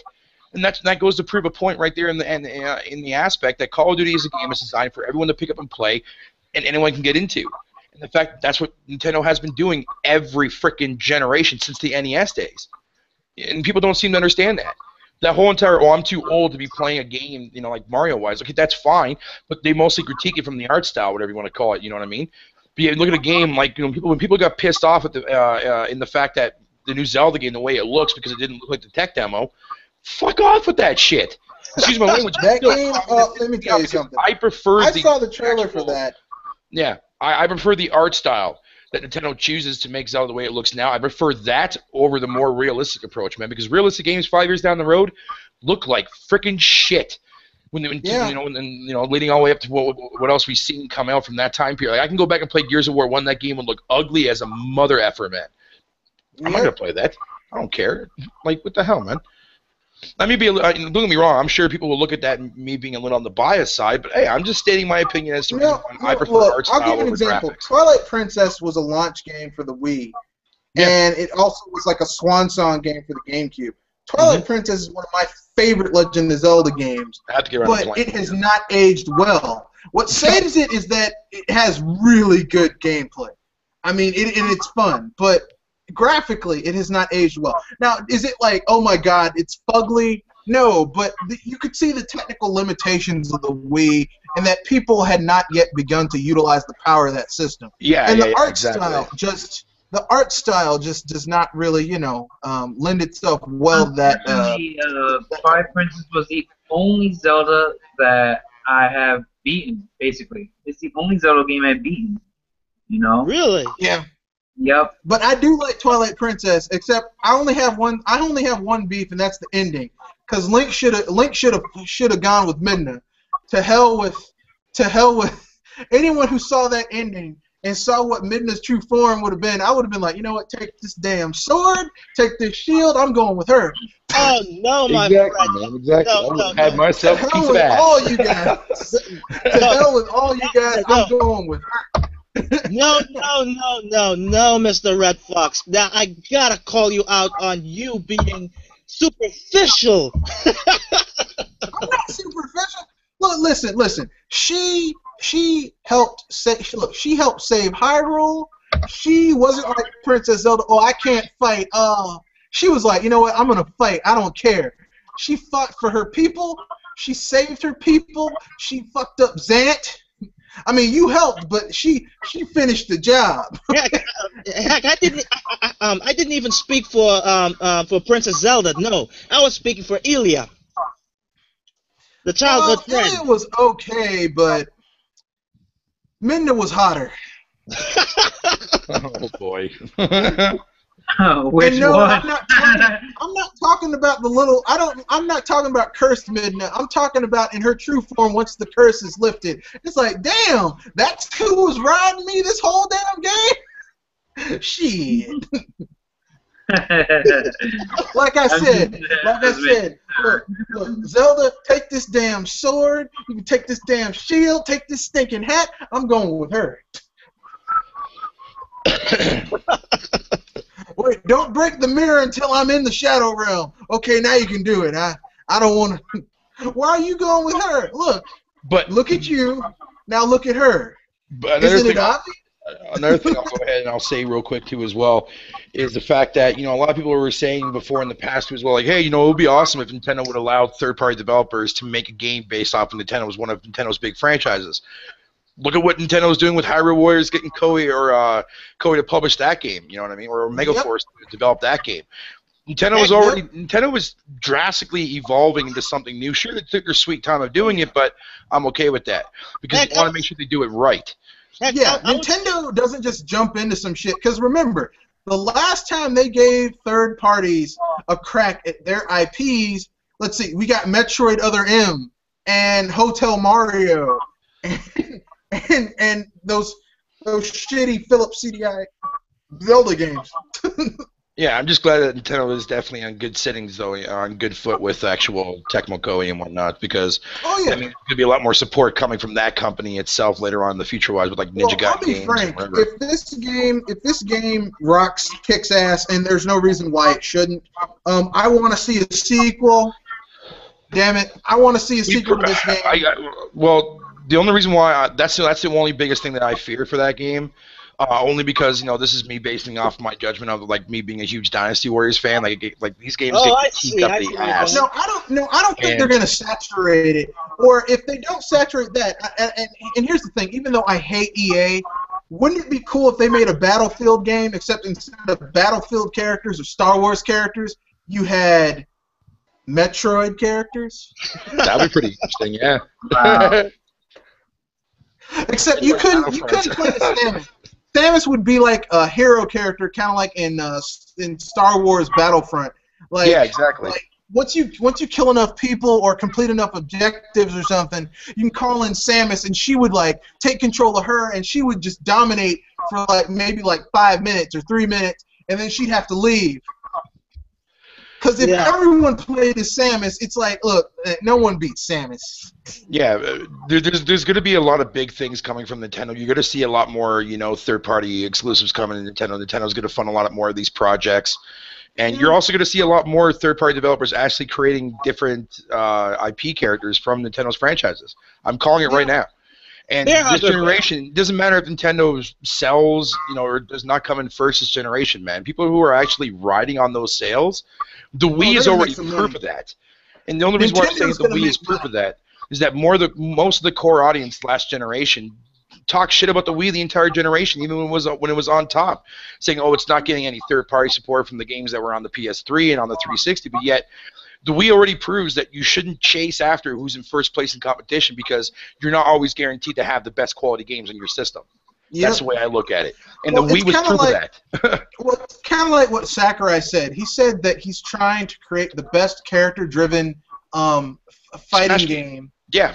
Yeah, fighting game, and like I said in a post, I said, look, that's the Nintendo way. Look, listen, and I know people get mad at me when I say this, but this is just a simple fact. Nintendo is the best at what they do. They are. So really, the only people they can surpass is themselves. I mean, really, that's it. And for all the people who are listening to this podcast, don't misconstrue what Red Fox basically.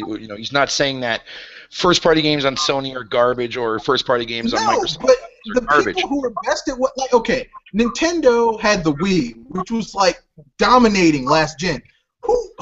I mean, really, do they want to be like Sony that lost all that money, or Microsoft that hasn't made any money for 13 years? The only people they have to compare themselves to is themselves. So yes, in regards to their own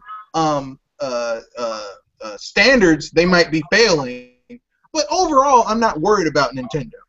No, not at all. Overall, I'm not worried about Nintendo. Yeah, they're not going anywhere anytime soon. I can guarantee you that. They're going to be here for a while. Yeah, so all you people who are like Sony and Nintendo needs to go third party.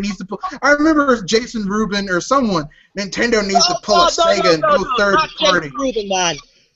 Please. No, I can't stand that debate. Please, not Jason Rubin. Argument. I cannot. Nintendo needs to go third party. I'm like, dude, are you high? Did you take a hit? Even if, let's say if Nintendo were just for shits and giggles for the sake of this conversation, let's say they did go third party.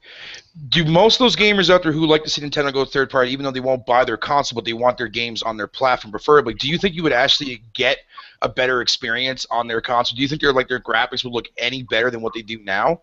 No, because Nintendo doesn't give a shit about raw freaking power. They care about the way they make the games, the way they make their games. So Zelda, that's coming out next gen or next year, sorry. That would look guaranteed almost the exact same freaking way on the PS4 and on the Xbox One if that game was multi-platform. Well, guaranteed. Actually, I take it back. If Nintendo ever got to the point where they couldn't make money in this business, they just leave this business altogether, and that'd be a sad day for gaming. Because I'm gonna tell you right now, if Sony left, I mean, I'd be angry. It'd be like, Sony's gone. I want competition. But I'm not gonna be crying tears. But if I couldn't get my Marios, my Zeldas, my Metroids, man, I'd be a sad gamer. Me personally, I'll say it right here on this live broadcast right now. If Nintendo were to ever leave out of the business and take their IPs with them, that's it. I'm done. I will not game anymore. I'd stop gaming. I wouldn't want to game anymore because it's like, nope. Where's the magic? I will stick to PC and older generation consoles. But really, where's the? I mean, because here's the thing. I enjoy Sony games. I like Ratchet and Clank. I like Jak and Daxter. I like those games. I like Ape Escape, but those games just don't have. I mean, there is something about Nintendo games that like no one else can really. Okay, let me put it this way. I got my SNES when I turned before my 5th birthday for my 4th Christmas. And every time I get a new Nintendo game, I get that same. I'm that little kid playing my games Christmas Day. I don't get that from other console manufacturers. I don't. Like, I play Sony games. I'm like, this game's fun, but it doesn't have that Nintendo magic. To me.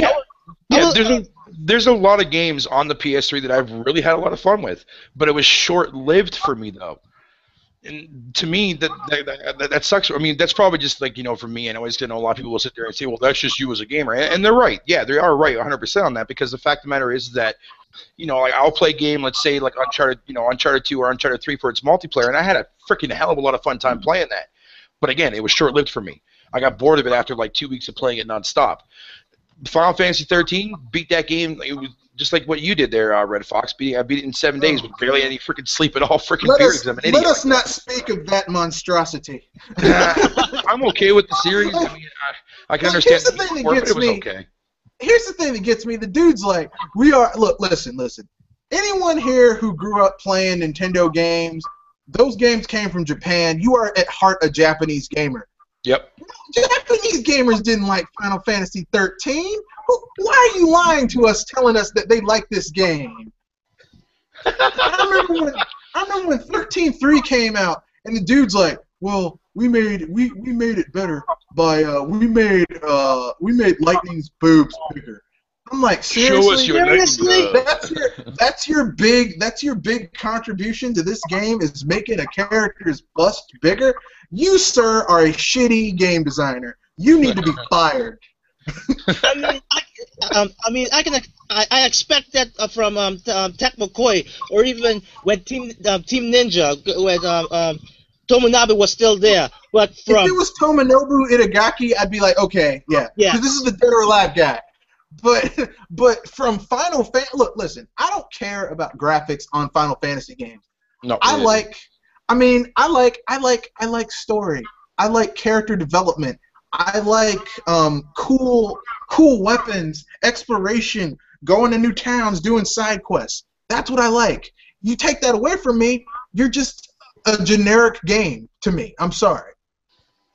And the day that Final Fantasy became generic was a sad day for us all.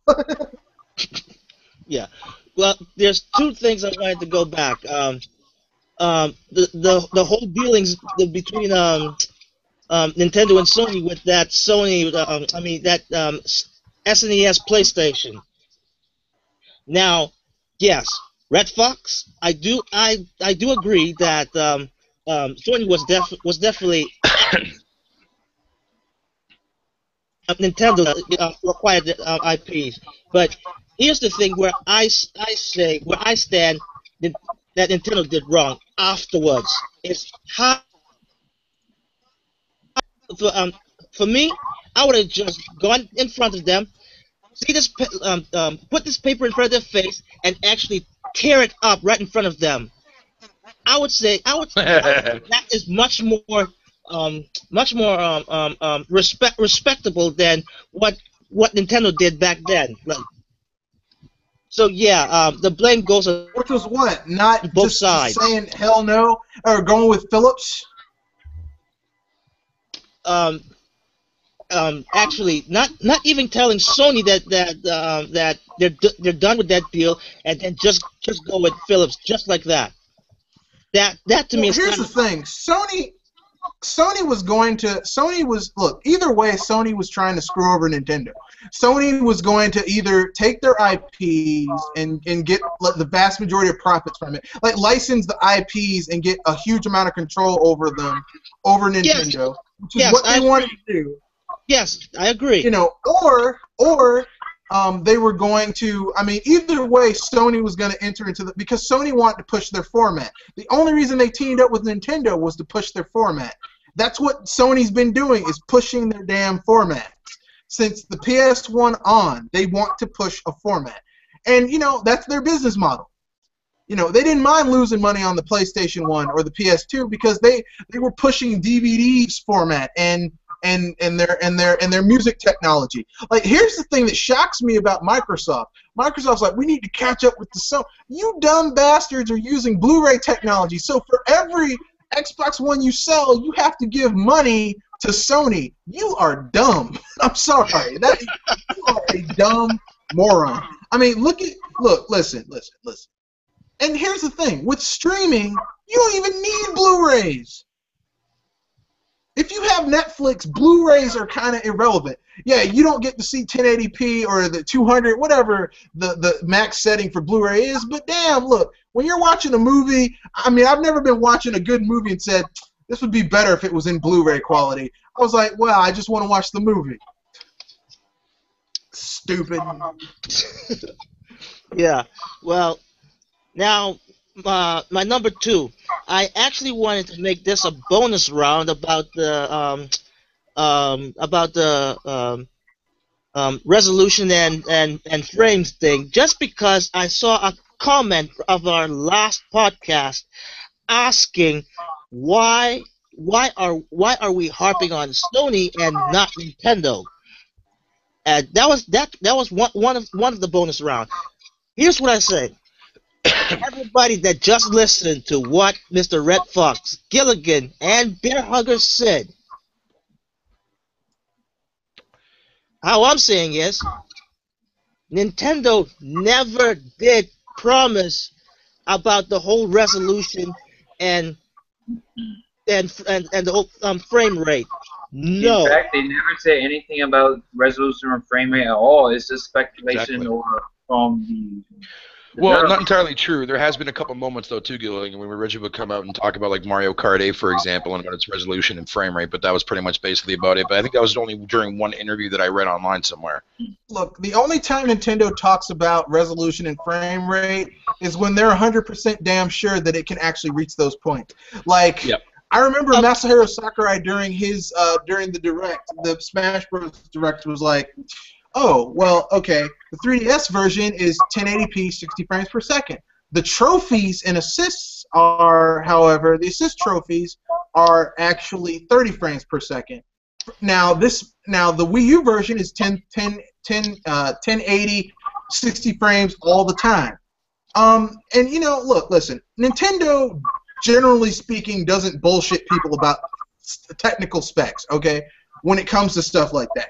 Now, Sony and Microsoft, however, have been caught numerous times lying repeatedly about specs, and then, you know, someone like Digital Foundry. Of course, Digital Foundry found that Nintendo lied about Mario Kart 8. It's not 60 frames per second. It stutters down to 59. One frame off. Yeah. Apparently that is a sin on their part. It goes down to 50. Let me tell you something. 60, 59, I can deal with that. That doesn't bother me. Seriously, does not bother me at all. I will have to rectify Bear Hugger about the Mario Kart 8 thing. Actually, it wasn't.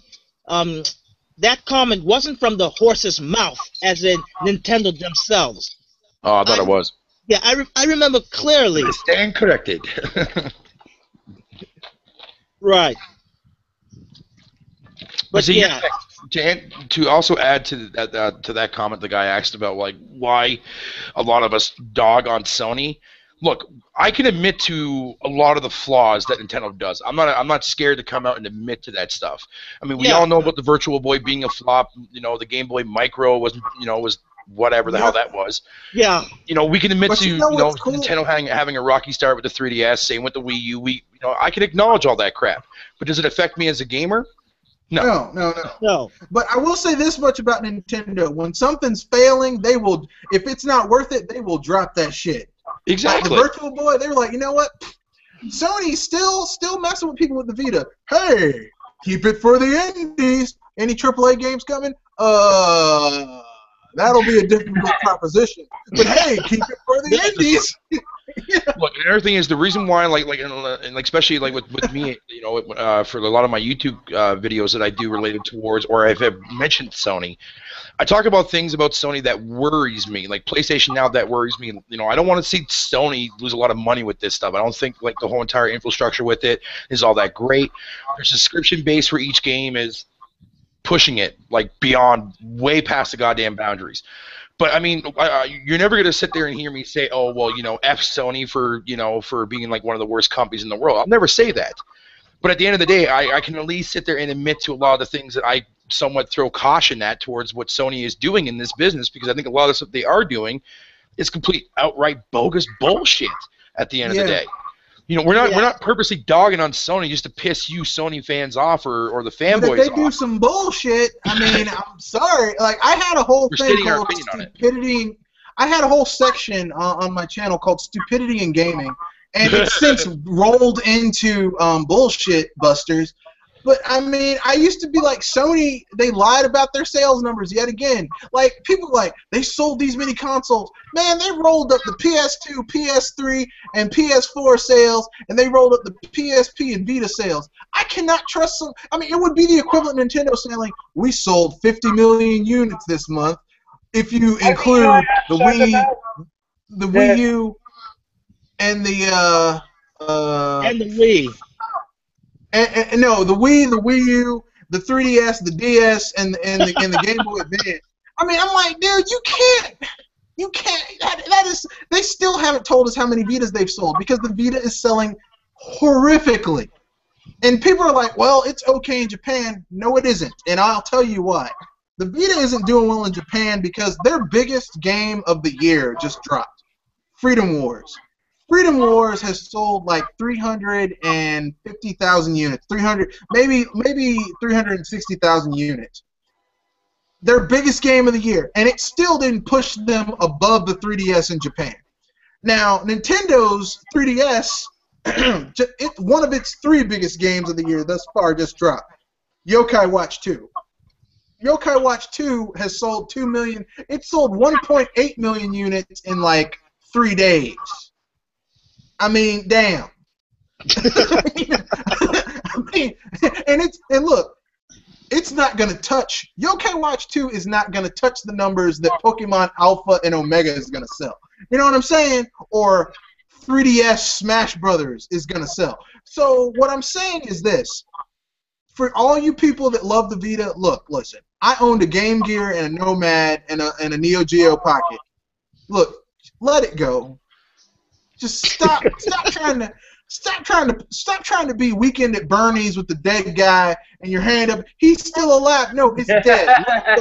Stop. Oh, I hope that they aren't going to support it. Sony is broke. They are strapped for cash. They're like looking in the. Look. When Sony had the money, had those indie games, they had to go into Kaz Hirai's house and look in the sofa for change to pay the man, to pay them people. Okay, Sony is strapped for cash. Okay, they can't sell any more buildings. Okay, they got no more buildings left to sell. Okay, listen. You do not expect. Shuhei Yoshida already told you people. Do not expect any AAA games coming to the Vita. Don't. Like, Freedom Wars is the last one.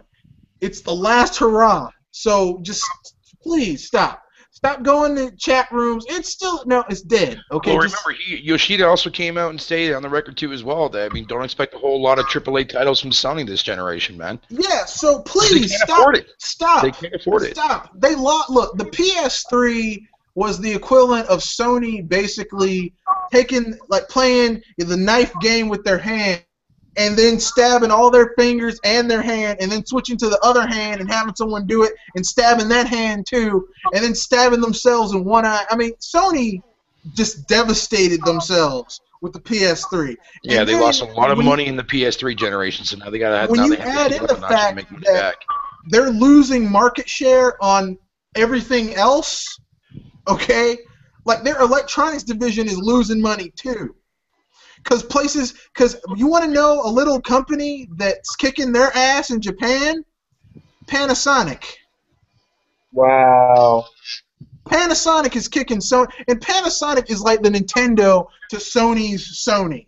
Like they are kicking Sony's ass. Okay, I mean it is embarrassing how Panasonic is kicking their ass, and. Because Panasonic and Samsung and Panasonic and Samsung are kicking Sony's ass in the electronics division. Because Sony will sell you a TV for $1,200, Panasonic will sell you the equivalent to that TV for like $700. Samsung will sell you the equivalent to that TV for like $850. I mean, and Sony's like, we're Sony, damn it. $1,200. Yes, Sony basically relies on people buying it because of the brand name, because of the fact that it's Sony. You know what I mean? Because I mean, like, no offense to the PS4, I'm sure it's a great console and everything else like that, and I'm planning on buying one in the near future. But where it stands right now, it is not worth the investment, at least for me as a gamer right now. To me, anyways, that's my opinion.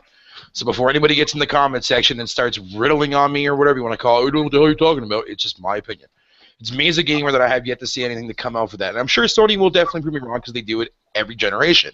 And I always buy a PlayStation console every freaking generation because I'm a multi-console owner.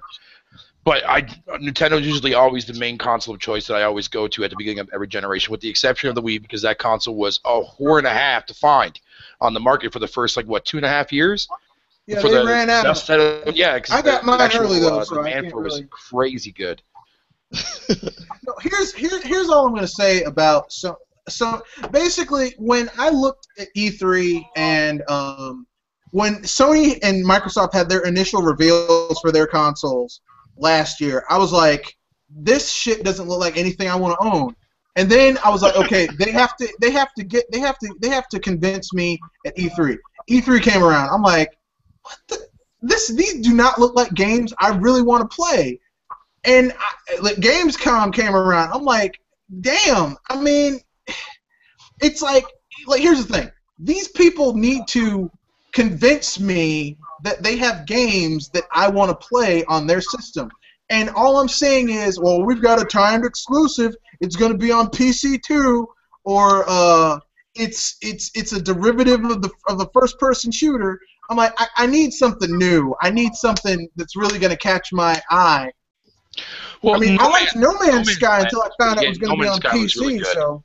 Well, yeah, but I mean, regardless of that, though, I mean, with No Man's Sky, I mean, for people that don't really have a top-of-the-line PC like myself, if I had a PS4, that would definitely be one game I'd be looking forward to because I like the idea behind it. Yeah, the idea and the concept for it, and that's an indie game. You know what I mean? If I didn't have a gaming PC, I would be pissed. I'd be like, man, I'm gonna have to get a PC for an indie game. And here's the thing. I don't want to get a PS4 for an indie. It's like when I hear people saying, "Oh man, you need to play a Vita for indie games." I didn't get my 3DS for indie games. No, well, I didn't get my Wii U for indie games, but I don't ignore indie games though. I'm really surprised with a lot of content that indie developers are coming out with that make some rather unique ideas. Let me put it this way. Okay. It's basically buying a console is like going to your favorite restaurant and ordering something to eat. Okay, like same, right? Your entree is your exclusive. It's your main thing that you're gonna eat. Your side dish is an indie, right? Hey, I want some of those mashed potatoes. That's Shovel Knight. I want some of those asparagus, those roasted. I want some of those roasted asparagus spears. That's whatever. Can I add something to that? Go ahead. Again, this isn't Best Buy. When I look at the PS4 demos, right? Mm-hmm. All I saw is nothing but indie games. Almost nothing but indie games, and a few retail games. And the only retail games, like I mentioned, the 2 Lego games, the UFC game, and what else? I think Knack and all that stupid crap. And basically, I tried some of the indie games. The only appealing indie game that I played was Octodad. Other than that, all these indie games are nothing but like space shooter games. It's like the PS4 is slowly becoming like the Action 52 of the 8th generation. Only, ouch. Yeah. Yikes. That's kind of a low blow right there for Sony to sit there and compare it to, as far as games go, like Action 52, because Action 52 was a horrible freaking game for a compilation of games. So comparing it to that, I think it's a little too steep. But I get what you're saying, though. I definitely see what you mean. I'm saying it because it has like a lot of these same old games that you're really easy to get on PC or whatever. But I mean, a lot of people don't get me wrong. These games are not completely terrible. They're just boring. Well, the way I look at it is, like, when it comes to indie titles, a lot of people, when they hear the word indie, they automatically assume, like, that's exactly what it is. But I still look at indie titles as some form of third-party development, right? Because it's not, it's not a first or second-party, related kind of thing. So it stands in the category, to me, at least as a gamer, as a third-party development aspect. Just because it's got indie on it doesn't mean shit. It's just the fact that they don't have big, all this money to spend on humongous projects. But yet we can't even rely on AAA titles that very much anymore, because a lot of them that do come out bomb anyways at the end of the day, or they don't meet the sales expectations. Bear Hugger, I agree with you, but the thing is this: don't you realize that indies don't count as third parties if they're on Nintendo consoles? Indies count as third parties when they're on Sony and Microsoft consoles. But that whole entire people just sitting there talking shit about indie developers or indie games on the Wii U. It's all based on Nintendo hatred stuff. Nintendo don't have third-party support. But look at these huge amounts of indies, and they are technically third-party because they are not under they don't belong to the console manufacturers or a publisher. They publish and develop their own game. They aren't closely affiliated with the second-party manufacturers, and they're outside of the whole infrastructure structure. Exactly. it doesn't count because it's on Nintendo. Yeah, but see, the whole entire thing, when it doesn't count, it's on Nintendo. It's just all part of that whole entire negativity towards Nintendo, just in general, that everyone does, and always, including journalisms and media sites out there too as well. But it doesn't matter. At the end of the day, the way I look at it, no matter what console that you're playing on, any developers should not technically be ignored. Because I mean, look at games like Shovel Knight, man. I just bought that there yesterday. That game, although I played a little bit on the PC front, but I'm glad that I bought it on the Wii U. That game is freaking amazing. A lot of people like people like We Lover out there sat there and made a video talking about like how he wasn't gonna buy. I don't think he bought it because the fact that it looked too old school like for him. You know what I mean? The fact that most indie developers, or no, I think he made a video talking about like, do you guys think that indie developers are making too many games that are like retro style kind of games like platforming games? Well, I definitely agree with him on that aspect, but it doesn't necessarily mean that those games should definitely be ignored or just shrugged up as something else, because there's already been time and time again. Look at a game like Minecraft, right? That was from an indie studio, and look how well that game has been doing. It's been selling like hotcakes across all systems, PC first. It's a phenomenon. Everything I mean? but Nintendo platforms. Yeah, I mean the fact that I think Minecraft will eventually come to the Wii U. Right now, I think Notch is just having fun, poking fun at Nintendo right now for the time being, just to get the fans riled up. But at the same time, I think he's doing that for a reason, to try to see how much support that this game would technically get, but trying to prove him wrong kind of deal, right? So that would motivate him to buy it, which is some kind of speculation theory / propaganda. But at the end of the day, it could definitely be something that he can definitely do if he really wants to. I don't see why they wouldn't do it, because the gamepad would work tremendously good for a game like Minecraft. I call that a dick move on his part, because Nintendo gamers are we don't like people fucking with us because we won't buy your game. Exactly. If you release a shit down, dumbed down port for our system, we're not going to buy your quality product. Shit at people. I'm not buying your shit. I'm sorry. Because here's the thing, Nintendo. There's a rumor that Nintendo's going to have a AAA game dropping every month next year. Yep. I'm going to tell you right now. If I have a choice between what they're giving me and Minecraft, I'm going with Nintendo shit. I'm sorry. Yep. Well, but now it's a whole entire thing, right? Because it is a remaster game, so a lot of people are going to speculate, saying, "Oh, well, now you guys can't say shit if a game comes out, let's say Mario Galaxy, right? If Mario Galaxy were to come to the Wii U in remastered form, whatever you want to call it, with the option to play on the gamepad and whatnot, we're all going to buy it, of course, because Mario Galaxy is such a classic game in the franchise. But most people look at it and say, "Oh, you guys bitched at us for buying Last of Us." But the difference is that Mario Galaxy is more than a year-old freaking game. Okay, that came out like almost eight years ago. Didn't it come out the same year that the Wii originally launched? The first game, or the year after? Second year. Okay, yeah. So the second year that it was out for, that's still 6 years. Prior to the actual Wii U actually coming out. So it was 2007 all the way up till now. So yeah, that's pretty much basically quite a long time. So there's a huge difference between that time bracket. It's it was the same thing, as I mentioned before we actually went live tonight, about the whole entire God of War aspect, right? God of War HD collection came out, and yet those games that got released the prior console generation, nobody said shit about that. Nobody said shit about the Ratchet and Clank collection, or the other HD collection that Sony brought to the PS3 under their belt. But Last of Us, however, the only reason why we dog on that game, because it's only a year-old freaking port, not even a year-old port yet. Less than a year. Less than a year port, and the fact that they're doing that already, which okay, look, in defense of people who've never played it before, go and buy it. It's a quality title that Naughty Dog makes. Naughty Dog's a damn good freaking studio. They really are. They make good shit. But the people that double dipped in it, man, I just have to question that. It's I will say this much though: do not buy a PS4 just to play this game. If you really want to play it, if you own a PS3, go get Last of Us for $30 and save. Do not spend $400 on a new console just to play this fucking game. Don't do that. People have that prerogative of the whole entire tech savvy aspect. I can somewhat have to respect their prerogative, I guess. As much as I don't like it per se, but I'm not going to sit there and shun them, for buying a PS4 just to play that game because they want to experience it in the whole native resolution and 60 frame aspect. That's fine. If that's what they want as a gamer, whatever. Who am I to judge that, right? However, though, but in the sense though, like if let's say Mario Sunshine, like for example, everybody dogged on us for when Remastered for Last of Us came out. Everybody started using that excuse like, oh well, you guys got freaking Wind Waker HD. Yeah, that's a fucking 10-year-old game. Huge difference. Humongous difference, man, as far as the release concept goes. But a game hasn't been out for a full year, and they're remastering it already. That game should have been a launch title for the PS4 because that would have moved a lot more systems than what it did on the PS3. Guarantee it. Guarantee it. And that $7 million that it made on the PS3, that would have been more than 50% of its install base currently right now, what the system is selling at right now.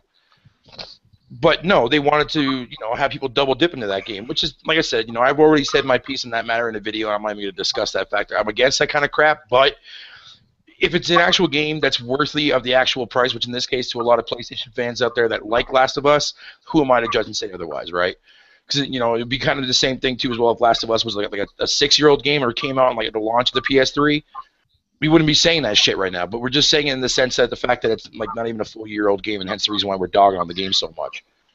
Not the gameplay itself, but just the actual release. It's less than a year old. Look, here's the thing, okay? If you're gonna give me a re-release, give me a re-release of something that's not easily that I can't easily get. Like, okay, fair enough, yeah. Like, give me a re-release of something that's okay.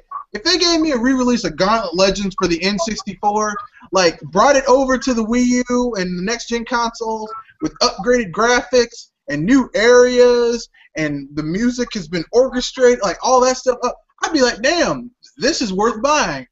But if it just came out a year ago, damn, what needed to be remastered? Unless you were holding back the first time. Yeah, true, yeah.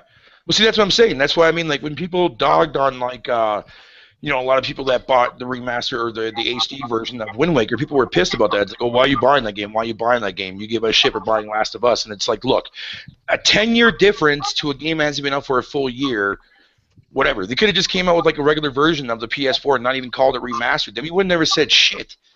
But at the same time, I think it's because the fact that it had remastered on the title of it, whatever you want to call it, a lot of people misconstrued that. But like I said, at the end of the day, that game should have been that game should have got delayed and released as an exclusive to the PS4 and not the PS3, and I guarantee you that game would have sold a lot more systems at the start of it, man. It took off really well, don't get me wrong, for the first 24 hours, but it wasn't the best-selling console of all time for its launch title. The Wii already holds that in the bag. But at the end of the day, for the first 24 hours, yeah, the PS4 freaking flew off the shelves like it was nothing, freaking whatever you want to call it. But at the end of the day, you're going to give me a game that's a remake or a remastered. Like I said, Nintendo ends up releasing old school N64 titles for for their big drops for each month next year. I'm okay with that. If they do it in the reimagining title form of it, I'll buy that shit in a heartbeat. Look, if they gave me Jet Force Gemini, Donkey Kong Country 64, I'd be all over that shit. Oh, and I would too as well. Yes. But in a way, I can see a lot of people calling us hypocrites though for that because it's a game that we loved playing back in the day. Look, compared to something that was only released most people do not have access unless you own the old consoles. Yeah. You do not have access to the cartridges. Yeah, those games are not shit that's easy to get your hands on. Yeah, those games are extremely tough to find. I can go to GameStop. Well, not right now because it's late at night. But I can go to GameStop tomorrow and get Last of Us. Mm-hmm. The original version for $25. That is, I'm sorry, that is a rip-off. But in defense to Naughty Dog, though, the main reason why they did it is because a lot of people shifted from the Xbox fan base, moved over to the PS4. That's the reason why they did the whole entire re-release aspect. Because they're not going to invest the money in a PS3 and a PS4. What would be the point of that? They never owned a PS3 for their own reasons, and they never played Last of Us.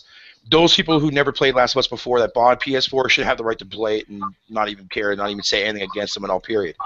People that double dipped into it, whatever. It was going to happen regardless anyways because that's just the way a lot of Sony fanboys are. You know what I mean? Yeah. They'll buy it. But, like I said again, who am I to judge, right? I can't judge those people for any of that reason. Well, these are the same people who tell us that Sony has, the greatest IPs of all time, but then they won't buy them. Here's the thing. Their IPs are great. Why only 7 million people buy the damn thing? That's my question. Out of an install base of one. Here's the thing. I know Mario Kart's good. I don't need to look at sales numbers, but shit, one out of 2 Wii U owners bought the damn thing, so it must be good if 50% of the install base owns it. Yeah, that's what I don't understand. What other games are people playing if they're not buying games like Last of Us? What was that 70 million people doing out of the 7% that bought Last of Us? What the hell are they doing with that system? What games are they playing? Or are they just using it for a Blu-ray player? Or they just don't give a shit? I don't know. It's really, really weird, man. I tell you what they play. Call of Duty, Madden, Battlefield. Call of Duty. I guess you're right about that. I guess. But Battlefield, and in Europe, it's FIFA, Call of Duty, Battlefield. You know, I have to kind of gush a little bit though on the Wii itself because that happened to be like my favorite console of last gen. Not as far as because the fact that it didn't have all the games that Sony got and Microsoft got. I enjoyed a lot of games for those two systems when I had them. The reason why I'm saying that I have to gush a little bit on the Wii itself is because there were so many great games. Yeah, the system had tons of shovelware on it, but you'd be surprised when you look at a game that looks like you may consider to be shovelware, and you look at it and say, okay, this game looks like a piece of shit. And when you bring it home and actually pop it in your Wii system and you play it and you realize that the game actually does, it's really actually really good. And there was a lot of games that I bought last gen for the Wii before my Wii broke that I'm still right now to this day still trying to find that nobody would ever even give it a light of day and just look at it and say shovelware, moving that aside, not giving a shit about that. I'm just going to say this real quick. For anybody out there who sat there and said, they were bored of their Wii and they put it in their closet while sitting there collecting dust, that's their own damn fault for not finding any game content to actually fucking buy on that system at the end of the day. Again, excuse my language. I mean, some of the best games. I'll tell you, one of the best adventure games I've ever played was Zack and Wiki on the Wii. And Zack and Wiki is like it is a point and click adventure game, okay? But it is really good. Yeah, and that's a game I can't find anywhere now because I never had the opportunity to ever freaking get around to playing it. So I'm screwed out of that game now. eBay might have them. Well then, now that we got that out of the way, and speaking about indie games, and especially No Man's Sky, which I'm going to compare right now to this article about Dreamfall chapters no longer coming to the Wii U or Xbox One, only to be confirmed that it's a timed exclusive. Let me tell you something. When I heard this, even though I wasn't, I'm not in favor of this game, but man, did I flip my junk when I heard about this. For one thing, it's an indie developer, and two, it was coming for the Wii U and even for the Xbox One, and it still is. It's going to have to wait a little bit longer. But the thing of it is, though, with Sony doing that, though, grabbing that game, which was kind of an odd move, most gamers never ever played the past games in that franchise. They never played The Longest Journey, nor they never played Dreamfall: The Longest Journey. Some may have, back in that time period, like when those games first originally came out, and that's the reason why I'm interested in this game, because I played the original two back on PC, and they were phenomenal point-and-click adventure games. But let's be frank, is the audience for this game even on a PlayStation console? That's difficult to tell, to be honest, because a lot of PlayStation fans won't admit that they buy indie games. Well, because here's the thing, though. PlayStation, right? The PS4 is stealing the install base from Xbox. They're getting the dude bro Xbox crowd, right? That's who they're stealing. Casuals aren't buying the PS4 because they don't see any reason to spend $400 on a console that has games that they aren't really that interested in. And the hype, I mean, they don't believe the hype anyway. So it's mostly Xbox One people are like, I can get better multiplex because that's what most people bought the Xbox, the original Xbox 360 for, was for multiplex. Exactly. You have die-hard core people who are like Halo or die, but generally speaking, it's mostly multiplat people, and they're going over to the PS4. So it's like, I mean, that crowd, I mean, are they going to like a cerebral adventure-style game like Dreamfall? I mean, I don't think so. Yeah, that's what I'm thinking too as well. I don't know if people will actually, because a lot of people out there don't like point-and-click adventures, right? They prefer like games like, if they want to play something like that, they'll play Heavy Rain. You know what I mean? Because that's like in that motion style, right? Well, I wouldn't call Heavy Rain an adventure game. I would call Heavy Rain a movie. But it pays homage to those old school classic adventures, right? Like, like where it's like more story driven than it really is gameplay elements. But Heavy Rain was a good game. I liked it, and I liked it for that reason. Just like how I enjoyed Indigo Prophecy and whatever you want to call it. I haven't played Beyond Two Souls yet, but whatever. Indigo Prophecy was good. That was on the 360 though, wasn't it? Yeah, it was, but I played it on PC, and that was way before I even heard about the whole entire emotional aspect that David Cage got ridiculed for. But Indigo Prophecy was good, but I mean, I'm gonna tell you when I got my start on point and clicks, and it wasn't on PC. It was on the SNES with Shadowgate. Oh, Yes. Or you can also look at a game like Clock Tower, right? Clock Tower was another game that had that same kind of I tried to play Clock Tower, but I couldn't. I tried to play it on SNES. I couldn't get into it. But let me tell you something. It's a weird game to get into, but if you actually did play it, though, I played the crap out of that game. That game was fucking terrifying, man. Again, Shadowgate? Oh my god, that game, Shadowgate, and Shadowgate didn't break the cardinal rule of so many point and clicks up to that point where you had to use a certain sequence. Shadowgate, you could solve puzzles in different ways. It wasn't just one way, which, I mean, is so much different than a lot of games now where it's like, oh, you're stuck. Oh, you didn't do this way, you're dead. Although Shadowgate was, even though it had multiple ways to solve puzzles, it was kind of friggin' hard. Well, yeah, also another game that falls in that category, too, as well, which I also believe, I think it was on the NES, was Maniac Mansion. Oh yeah, but that's old LucasArts right there. Yeah, that was point and click, exactly. And that's the thing too as well. A lot of people that grew up in that time period, man, I think will definitely see some form of interest maybe in the actual Dreamfall Chapters game, and I'm hoping that it does pretty well for the time that it's on the PS4 exclusive, you know, in that regards, as being exclusive. But I don't know, man. I don't know if a lot of the actual, you know, Sony fans out there, you know, actually, you know, are really putting a huge emphasis on indie games. I think a lot of them are starting to grow accustomed to it, maybe. I don't know, but we'll have to wait and see. But the fact that I think it's a little bit weird that Sony, I mean, I look at it from two different ways. I think Sony is respecting a lot from the aspect of indie developers to really get their name out there and try to, you know, do whatever. But at the same time, it's like it's always that approach too as well. It always makes you wonder. It's like, why is Sony putting more emphasis on actual indie development and then, you know, focusing on like AAA titles, whatever you want to call it? They could be supporting from their first party and second party, second party developers like Naughty Dog and Insomniac. I don't know much because it's cheaper. But exactly, which also falls into that video that I made about the whole entire Sony profit, because they have to make as much profit as possible, and I think that's why they took that whole entire element of EA and denied it, because there was going to be no profit coming out of it for Sony. All the money would go straight to EA. And Sony, and the only thing that EA will be paying Sony for is like a licensing term for their for having that service on their system, which is a very, very small amount of money. So Nintendo was doing everything, or not Nintendo, sorry, Sony is doing everything in their willpower to try to make as much profit. Now, to a lot of people out there, you know, that don't know what I'm saying, like, look at the downfall that Sony had from the PS3, right? They were a company that was sitting at 100 billion yen. And then by the time last generation ended, they ended up freaking going down to 10 billion. That's a freaking humongous loss. They need to make up for that. So they're going to take whatever cheap way they can to get certain things out there, pick up some, you know, indie projects that they themselves, the company, see that would be worth actually having, whether it be timed or a full-fledged exclusive rights to that said system, than actually putting a whole lot of emphasis on AAA. And I think that's also the reason why Yoshida said don't expect too many third-party games this generation for the PS4, outside from third parties. But Sony has no right for third-party wise, whatever you want to call it. They're just taking and saying, and they have no money. They can't afford it. That's exactly what I'm saying. I mean, basically, they got into a cash war with Microsoft.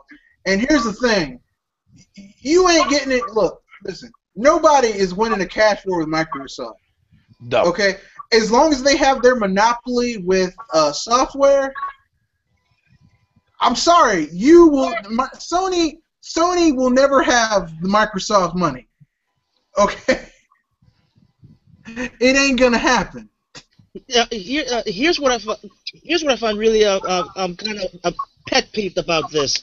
Now, compare this with No Man's Sky, which Francis from Player Essence brought that up. Which, I'm sorry, Francis, I have to call you out on that, because with No Man's Sky, the developers of that game were actually in a hot water, and I mean literally, regarding the whole flood incident, and they basically almost lost all of their data on that game. Now, seeing Sony helping them, that I can get behind. But this whole Dreamfall Chapters, which was multi-plat in the first place, and then Sony yanked that from everyone else. That's what I'm pet peeve about. Wasn't Dreamfall Chapters kickstarted as well? It was kickstarted, wasn't it? Yes, Yeah, yes, Kickstarter, it was kickstarted. It was Yeah. so basically not only did they swoop in and take the exclusivity from it, they also basically essentially the money that people put in there to have it come to other consoles has been deferred so that it can all go to Sony. So basically, I'm not buying this game. I'm not. If I owned a PS4, I wouldn't buy this game on PS4. Well, if I had a PS4, I would definitely buy it only because I'm a big fan of the actual franchise. If it's a multiplayer, I can wait. I can literally. Yeah. Frankly For speaking, me, I'm I do gonna have not to want wait, my but I money don't mind going to Sony for this bullshit because that's dirty. Because here's the thing: if you put money into this, and it's kind of like what the Project Cars people did. People put money into that to have it go to different consoles. The vast majority of the money was from people who wanted it on the Wii U, and now it's going everywhere but the Wii U. The Wii U is like, well, later on. I'm like, well, fuck you. I'm not going to buy your stuff. not until it gets to my console. And here's the thing. Yeah, it's going to do so well on Sony that has Gran Turismo and Microsoft that has Forza. Yeah, good luck with that. When that game bombs like hell and you're desperate to get it to sell on the Wii U, good luck getting it to sell, buddy. Ouch. Yeah. Go ahead, sir. No, here's how I feel about it. If you're not going to respect my money, because my money is just as green as anyone else, I might not have Sony money, but damn it, I'll spend my money, okay? And if you're not going to sit there and make my stuff and sell things to me, then I'm not going to buy it. I mean, if you're going to treat my money like if you're going to treat my money like it's well, because I choose not to own a console that you have basically been paid to shill, because that's what it is. It's shilling, so that you'll buy an Xbox One or PS4. You know what? I'm not falling for the okie doke. I got a PC. I don't need to buy any of that other crap. Yeah, it's definitely going to be interesting to see what's going to happen with that game. I mean, we'll have to wait and see how well it does. But, I mean, honestly, I mean, most people that backed it up are PC owners anyway, so they don't care because it's still coming to PC. But as far as console-wise goes, it sucks for me because Wii U was the only console that I own. But I have no problem waiting. I mean, this game has been in development now for like freaking years now, dude. So, yep. Whatever. I don't mind waiting a little extra longer for it, to be quite honest, man. It's not a game that I would run up and buy, like, immediately, but it's a game I'm looking forward to in this sense nonetheless because I'm a big fan of the franchise, so. Yeah. Well, I mean, it's like No Man's Sky. I was really looking forward to No Man's Sky, and they were like, it's a PS4 exclusive. I was like, well, shit, I'm gonna have to buy a PS4. Then I find out, oh, it's coming to PC. I was like, oh, never mind. I already got a powerful PC. I don't need to. I'm glad I do not have to spend money. Because look, my PC, I got it on sale. I got a deal from a friend of mine who she works for she does like graphics design for video games and commercials and stuff like that. And she like got a voucher, but she had just gotten a brand new PC, and she gave me the voucher. I was like, well, I'm gonna use it.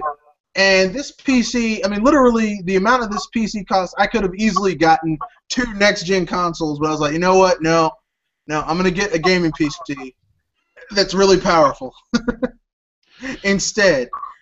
And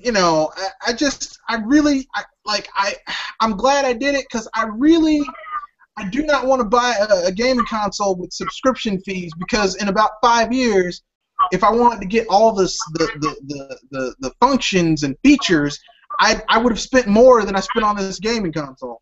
I mean, this gaming PC, which is a load of BS, really. I mean, that is cheap. That's called ripping people off. Yeah. Well, now we have finally reached the final bonus round, which is a question, again, from the same person from that last podcast. Now, this question comes in a way, I didn't sure what it was for, but I think it's basically what he was trying to portray about the whole remastered thing. Now, or no, maybe not that. Or when we were saying that games from the games from parties that comes out every year is like about the same thing. Well, here he comes out and asks, well, didn't Nintendo did the same thing with Mario and Mario Galaxy and Mario Galaxy 2? Aren't they? So basically, I think he was trying to say if those two games are the same games and they came out roughly right behind each other. Oh, Yes, Gilligan? oh, sorry. Oh, well, my answer is that was just Mario Galaxy and Mario Galaxy 2. That was the only time that Nintendo actually came out with two games in of the same Series. yeah, yes. Let me just say it like that. But Nintendo also said, and I'll be fair, I have not played, I have not had the chance to play these two games.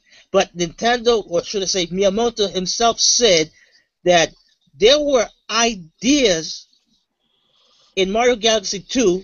They didn't have time to do. They didn't have enough time to do it in Mario Galaxy. So for me, that's all. That's already a difference for me. Plus, Well, you got Yoshi in the second game. Which, exactly.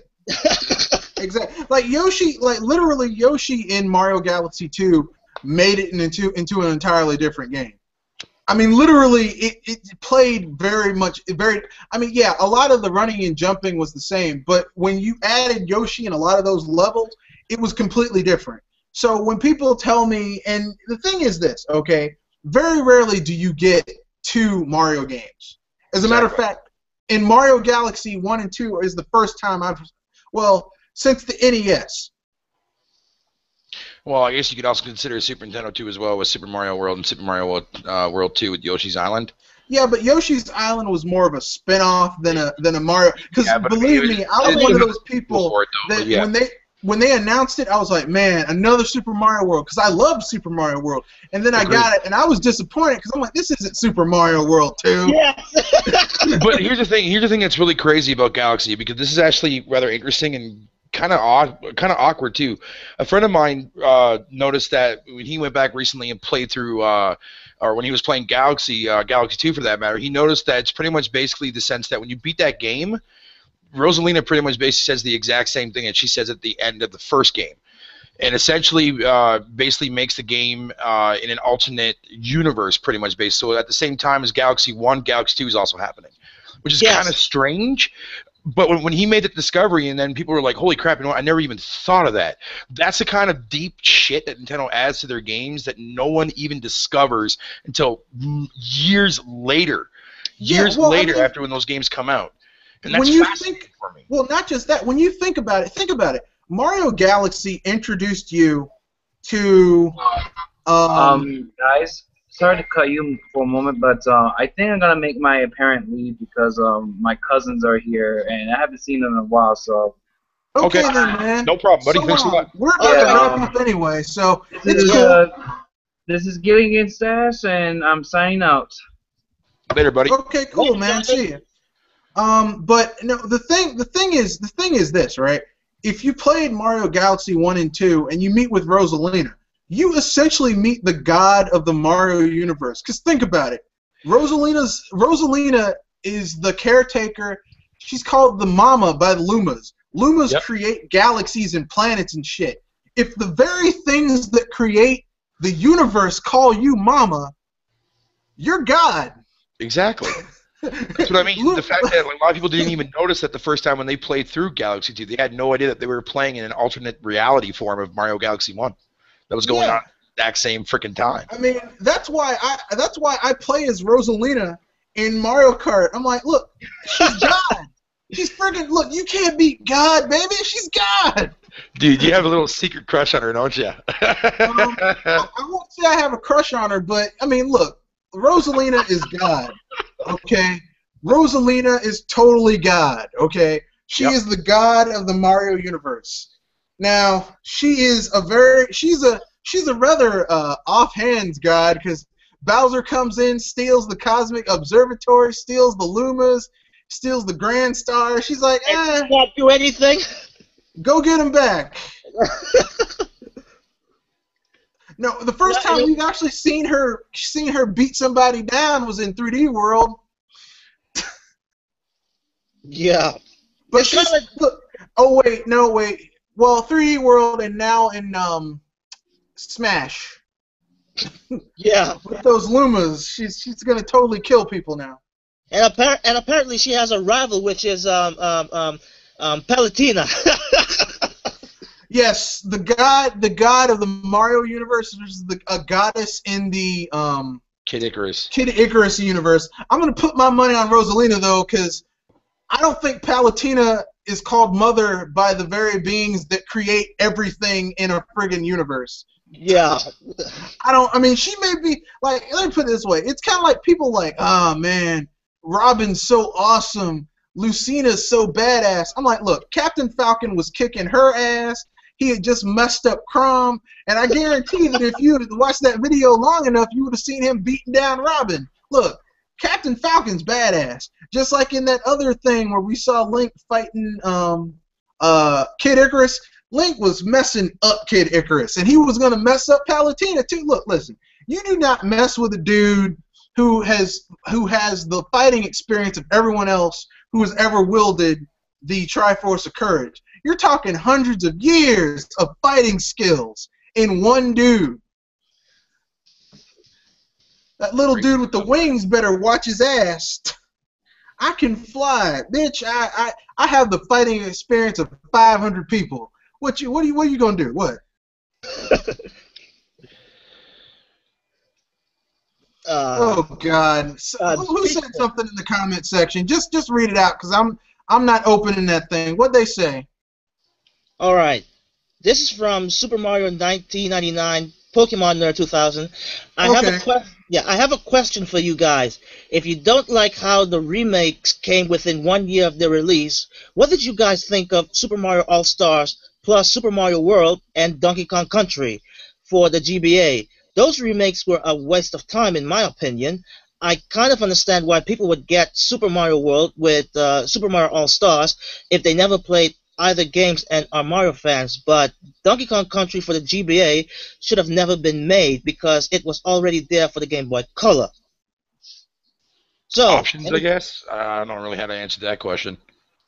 That's all I can think of because I never played Donkey Kong on the Game Boy regular. I played it. I wasn't a huge fan of it. Like, really, if you wanted to enjoy, like, okay, there was a time when Nintendo's handhelds were always weaker than their main hand console. Well, I mean, for a little bit, like, okay, the Game Boy was actually more powerful than the NES, but it couldn't do colors. The Game Boy Color and the Game Boy Advanced were weaker than the N64 and the SNES. Then, like, only now have we begun to see Nintendo's handhelds start to get to the point where they were surpassing previous console generations. Like, the 3DS is way more powerful than the N64. You can do stuff with a 3DS that would never even become possible on an N64. I wouldn't be surprised if you really knew how to program for the 3DS that you could get games that were like almost like a stripped down GameCube quality if you really wanted to. But I mean, it depends on what you consider to be a ripoff. I mean, like, okay, let me put it this way: if you don't have an SNES or a Nintendo console with a virtual console on it, damn it, a handheld version's pretty good. You know, not everyone has. I mean, Nintendo's pretty good about making past games available, like electronically in other forms. So it's not like it's not like you're screwed. And for the longest time, they had a lot of they did a lot of stuff with backwards compatibility and stuff like that. So, you know, I don't know. Okay, my answer would be I would completely skip the Game Boy, the Game Boy and the Game Boy Color version of Donkey Kong Country, because quite frankly, it's kind of a waste to me. In a way, I can see this like Sony was doing, like porting PS4 games to the Vita games. I mean, yeah, they're console games, but at the same time, the port of the handheld version doesn't have it's not unique for that system. So yeah, I would actually fault Nintendo just as I would fault Sony for that. But at the same time, when you look at this, and I might be grasping for straws, but hear me out. If you look at when they came, or the time that they came, I would say to the people that didn't have a Super NES, could get those games on the GBA, and the ones who didn't have a GBA could get the superior version of the Super NES. But again,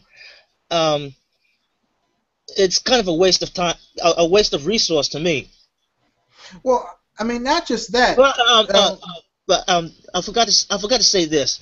I will say this, and just for the music alone, because when I was searching for background music for the Donkey Kong Country games from 1, 2, and 3, I was kind of intrigued how the GBA versions would sound like on the Game Boy, and I have to give it to David Wise and that other artist that basically made those 8-bit sounds on the Game Boy. They were freaking awesome. Yeah, it sounded good. Yeah. I mean, I'll be frank with you. Rare with David Wise and Robin Graham, those people really knew how to make stuff sound good. Because I had Killer Instinct on my SNES, my N64, and my Game Boy Advance. I mean, Game Boy Color. And the shit, even though it was like 8-bit to 16-bit style music, it sounded really good. Yeah. Actually, it wasn't David Graham that was doing these GBA versions. It was Grant Kirkhope and Evelyn Fisher. Robin Graham did Killer Instinct. Yeah. But Grant Kirkhope, Robin Graham, David Wise, these people really knew how to make games that sounded friggin' awesome. So, yeah. But anyway, basically all I'm going to say is this. Plus, the Game Boy Color versions of those games, the Game Boy and Game Boy Color, Game Boy game versions of those Donkey Kong games were completely different from the console version, because the reason I know is because my friend let me borrow his games in exchange for my Pokemon Red and Blue. I mean, Red and Blue and Yellow. And he let me borrow his Donkey Kong 1, 2, and 3, and I played through and beat all of them, and they are vastly different from the console version. It's like two different games in some respects. So, yeah. So with that said, should we wrap this up since we've been here for like almost 4 hours? Yeah. Let's wrap it up. Yeah. Okay then. So I guess anyone have any final thoughts before we wrap this up? I'd say we pretty much covered everything that we wanted to say. Okay, Bear Hugger. Oh, I was just gonna say, fucking to that guy that posted that comment towards me. Sorry, I didn't meet your expectations in that discussion a couple weeks ago. My bad. I didn't know I had to have a standard in the conversation, man. I'll say it. Look, dude. Listen. Okay, look. I don't do this for money. I don't think anyone here does this for. Nope. I don't think people do this for money. And even if we did, the little bit of money we would get would not be like. This isn't our full-time job. Look, we do this shit for fun and as an outlet. Okay. This is not for we do our best to meet expectations, but we're human. We don't, if you're expecting perfection, damn it, I don't know where to look because you're not going to find it on this planet. Okay. Exactly. So calm down. Guess what? It seems like he was saying, or she was saying, there was the original Game Boy / Game Boy Color, and then they remade them 3 years later on the Game Boy Advance. Oh yeah, the Game Boy Advance versions were perfect ports, but the Game Boy Color versions were completely different games. They were literally like some of the enemies were pigs. There were like different, like the levels were different. Like it was just a completely different game. And I know this because I am a major Rare fan. You could say I'm a Rare aficionado. So I know my Rare games. So anyway, but let's just let's wrap it up. We'll start from my left to my right. So it'll start with Bear Hunger, then you, Triplemmm, and then ending with me because Gilligan just left us yet again. So, Bear Hugger, give your outro. This is Bear Hugger 29. Thanks a lot for having me aboard. I really appreciate it there, Mr. Red Fox. And hopefully in the future I'd like to do some more of these episodes because I really enjoy doing these podcasts. Excellent. Triplemmm? Triplemmm.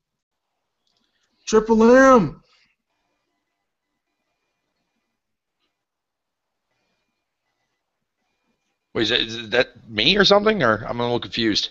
Triplemmm is Frank. Oh. Okay, I was going to say for a second, I'm like, what? Is that supposed to be a Q for something? I was a little confused. I guess he's not there. That's odd. Okay then. All right. I guess it's up to me now. Triplemmm is experiencing some technical difficulties, but I guess I'll give my outro, and then if he gets back in time, we'll give him like a minute or two, and if he doesn't, we'll call it a day. Day. Basically, look, I'm Mr. Red Fox. I enjoy gaming. Don't game because your friends do something. Do it because you enjoy it. Damn it. And exactly. Remember, I haven't accepted. I haven't dealt lightly with fools since 1991. And Triplemmm should be back. Okay, he's not here yet. I'm gonna give him another minute. And anyone see any good movies lately? The last movie that I saw was a Ninja Turtles film. Ninja Turtles, huh? Yep. Oh, he left. Yeah, yep. I saw it too. I can't believe this. The best part of that movie was the turtles. Yeah, I actually surprisingly am shocked that I actually quite enjoyed it. I mean, outside from Megan Fox, that kind of ruined the movie for me a little bit in a weird, awkward way. Yeah, she did. It was enjoyable nonetheless. It was definitely, comparing it to the 93's Turtles 3 film, miles better. Well, heck, man. Look, anything would have been better than Teenage Mutant Ninja Turtles 3. Yeah, good point. Look, they could have just had some turtles, some little redback sliders, some red belly sliders in a fishbowl with red, blue, purple, and orange on their backs, and that would have been a better movie than TMNT 3. So, for 1 hour and 30 minutes. What the bloody hell did I miss? We were just talking about Teenage Mutant Ninja Turtles while you were gone, so you could give your outro, and then we could wrap it up. Right. Well, this has been Triplemmm. You can say I'm kind of a loner, but as Iwata would put it, as Iwata would came up with his intro at 2005 GDC. Yes, 2005. That's the correct one. Which I implore everyone who is actually a gamer and who wants to make video games, please listen to that whole thing. And also the 2011 GDC award of his. But yes, my outro would be, at mind, I'm an artist. In spirit, I'm an adventurer. But at heart, I just like to play Nintendo games. I wouldn't mind playing other type of games. Cool. Interesting. With that, we're bidding adieu. We hope you guys have a good weekend, and enjoy yourselves. Good night. Later, guys.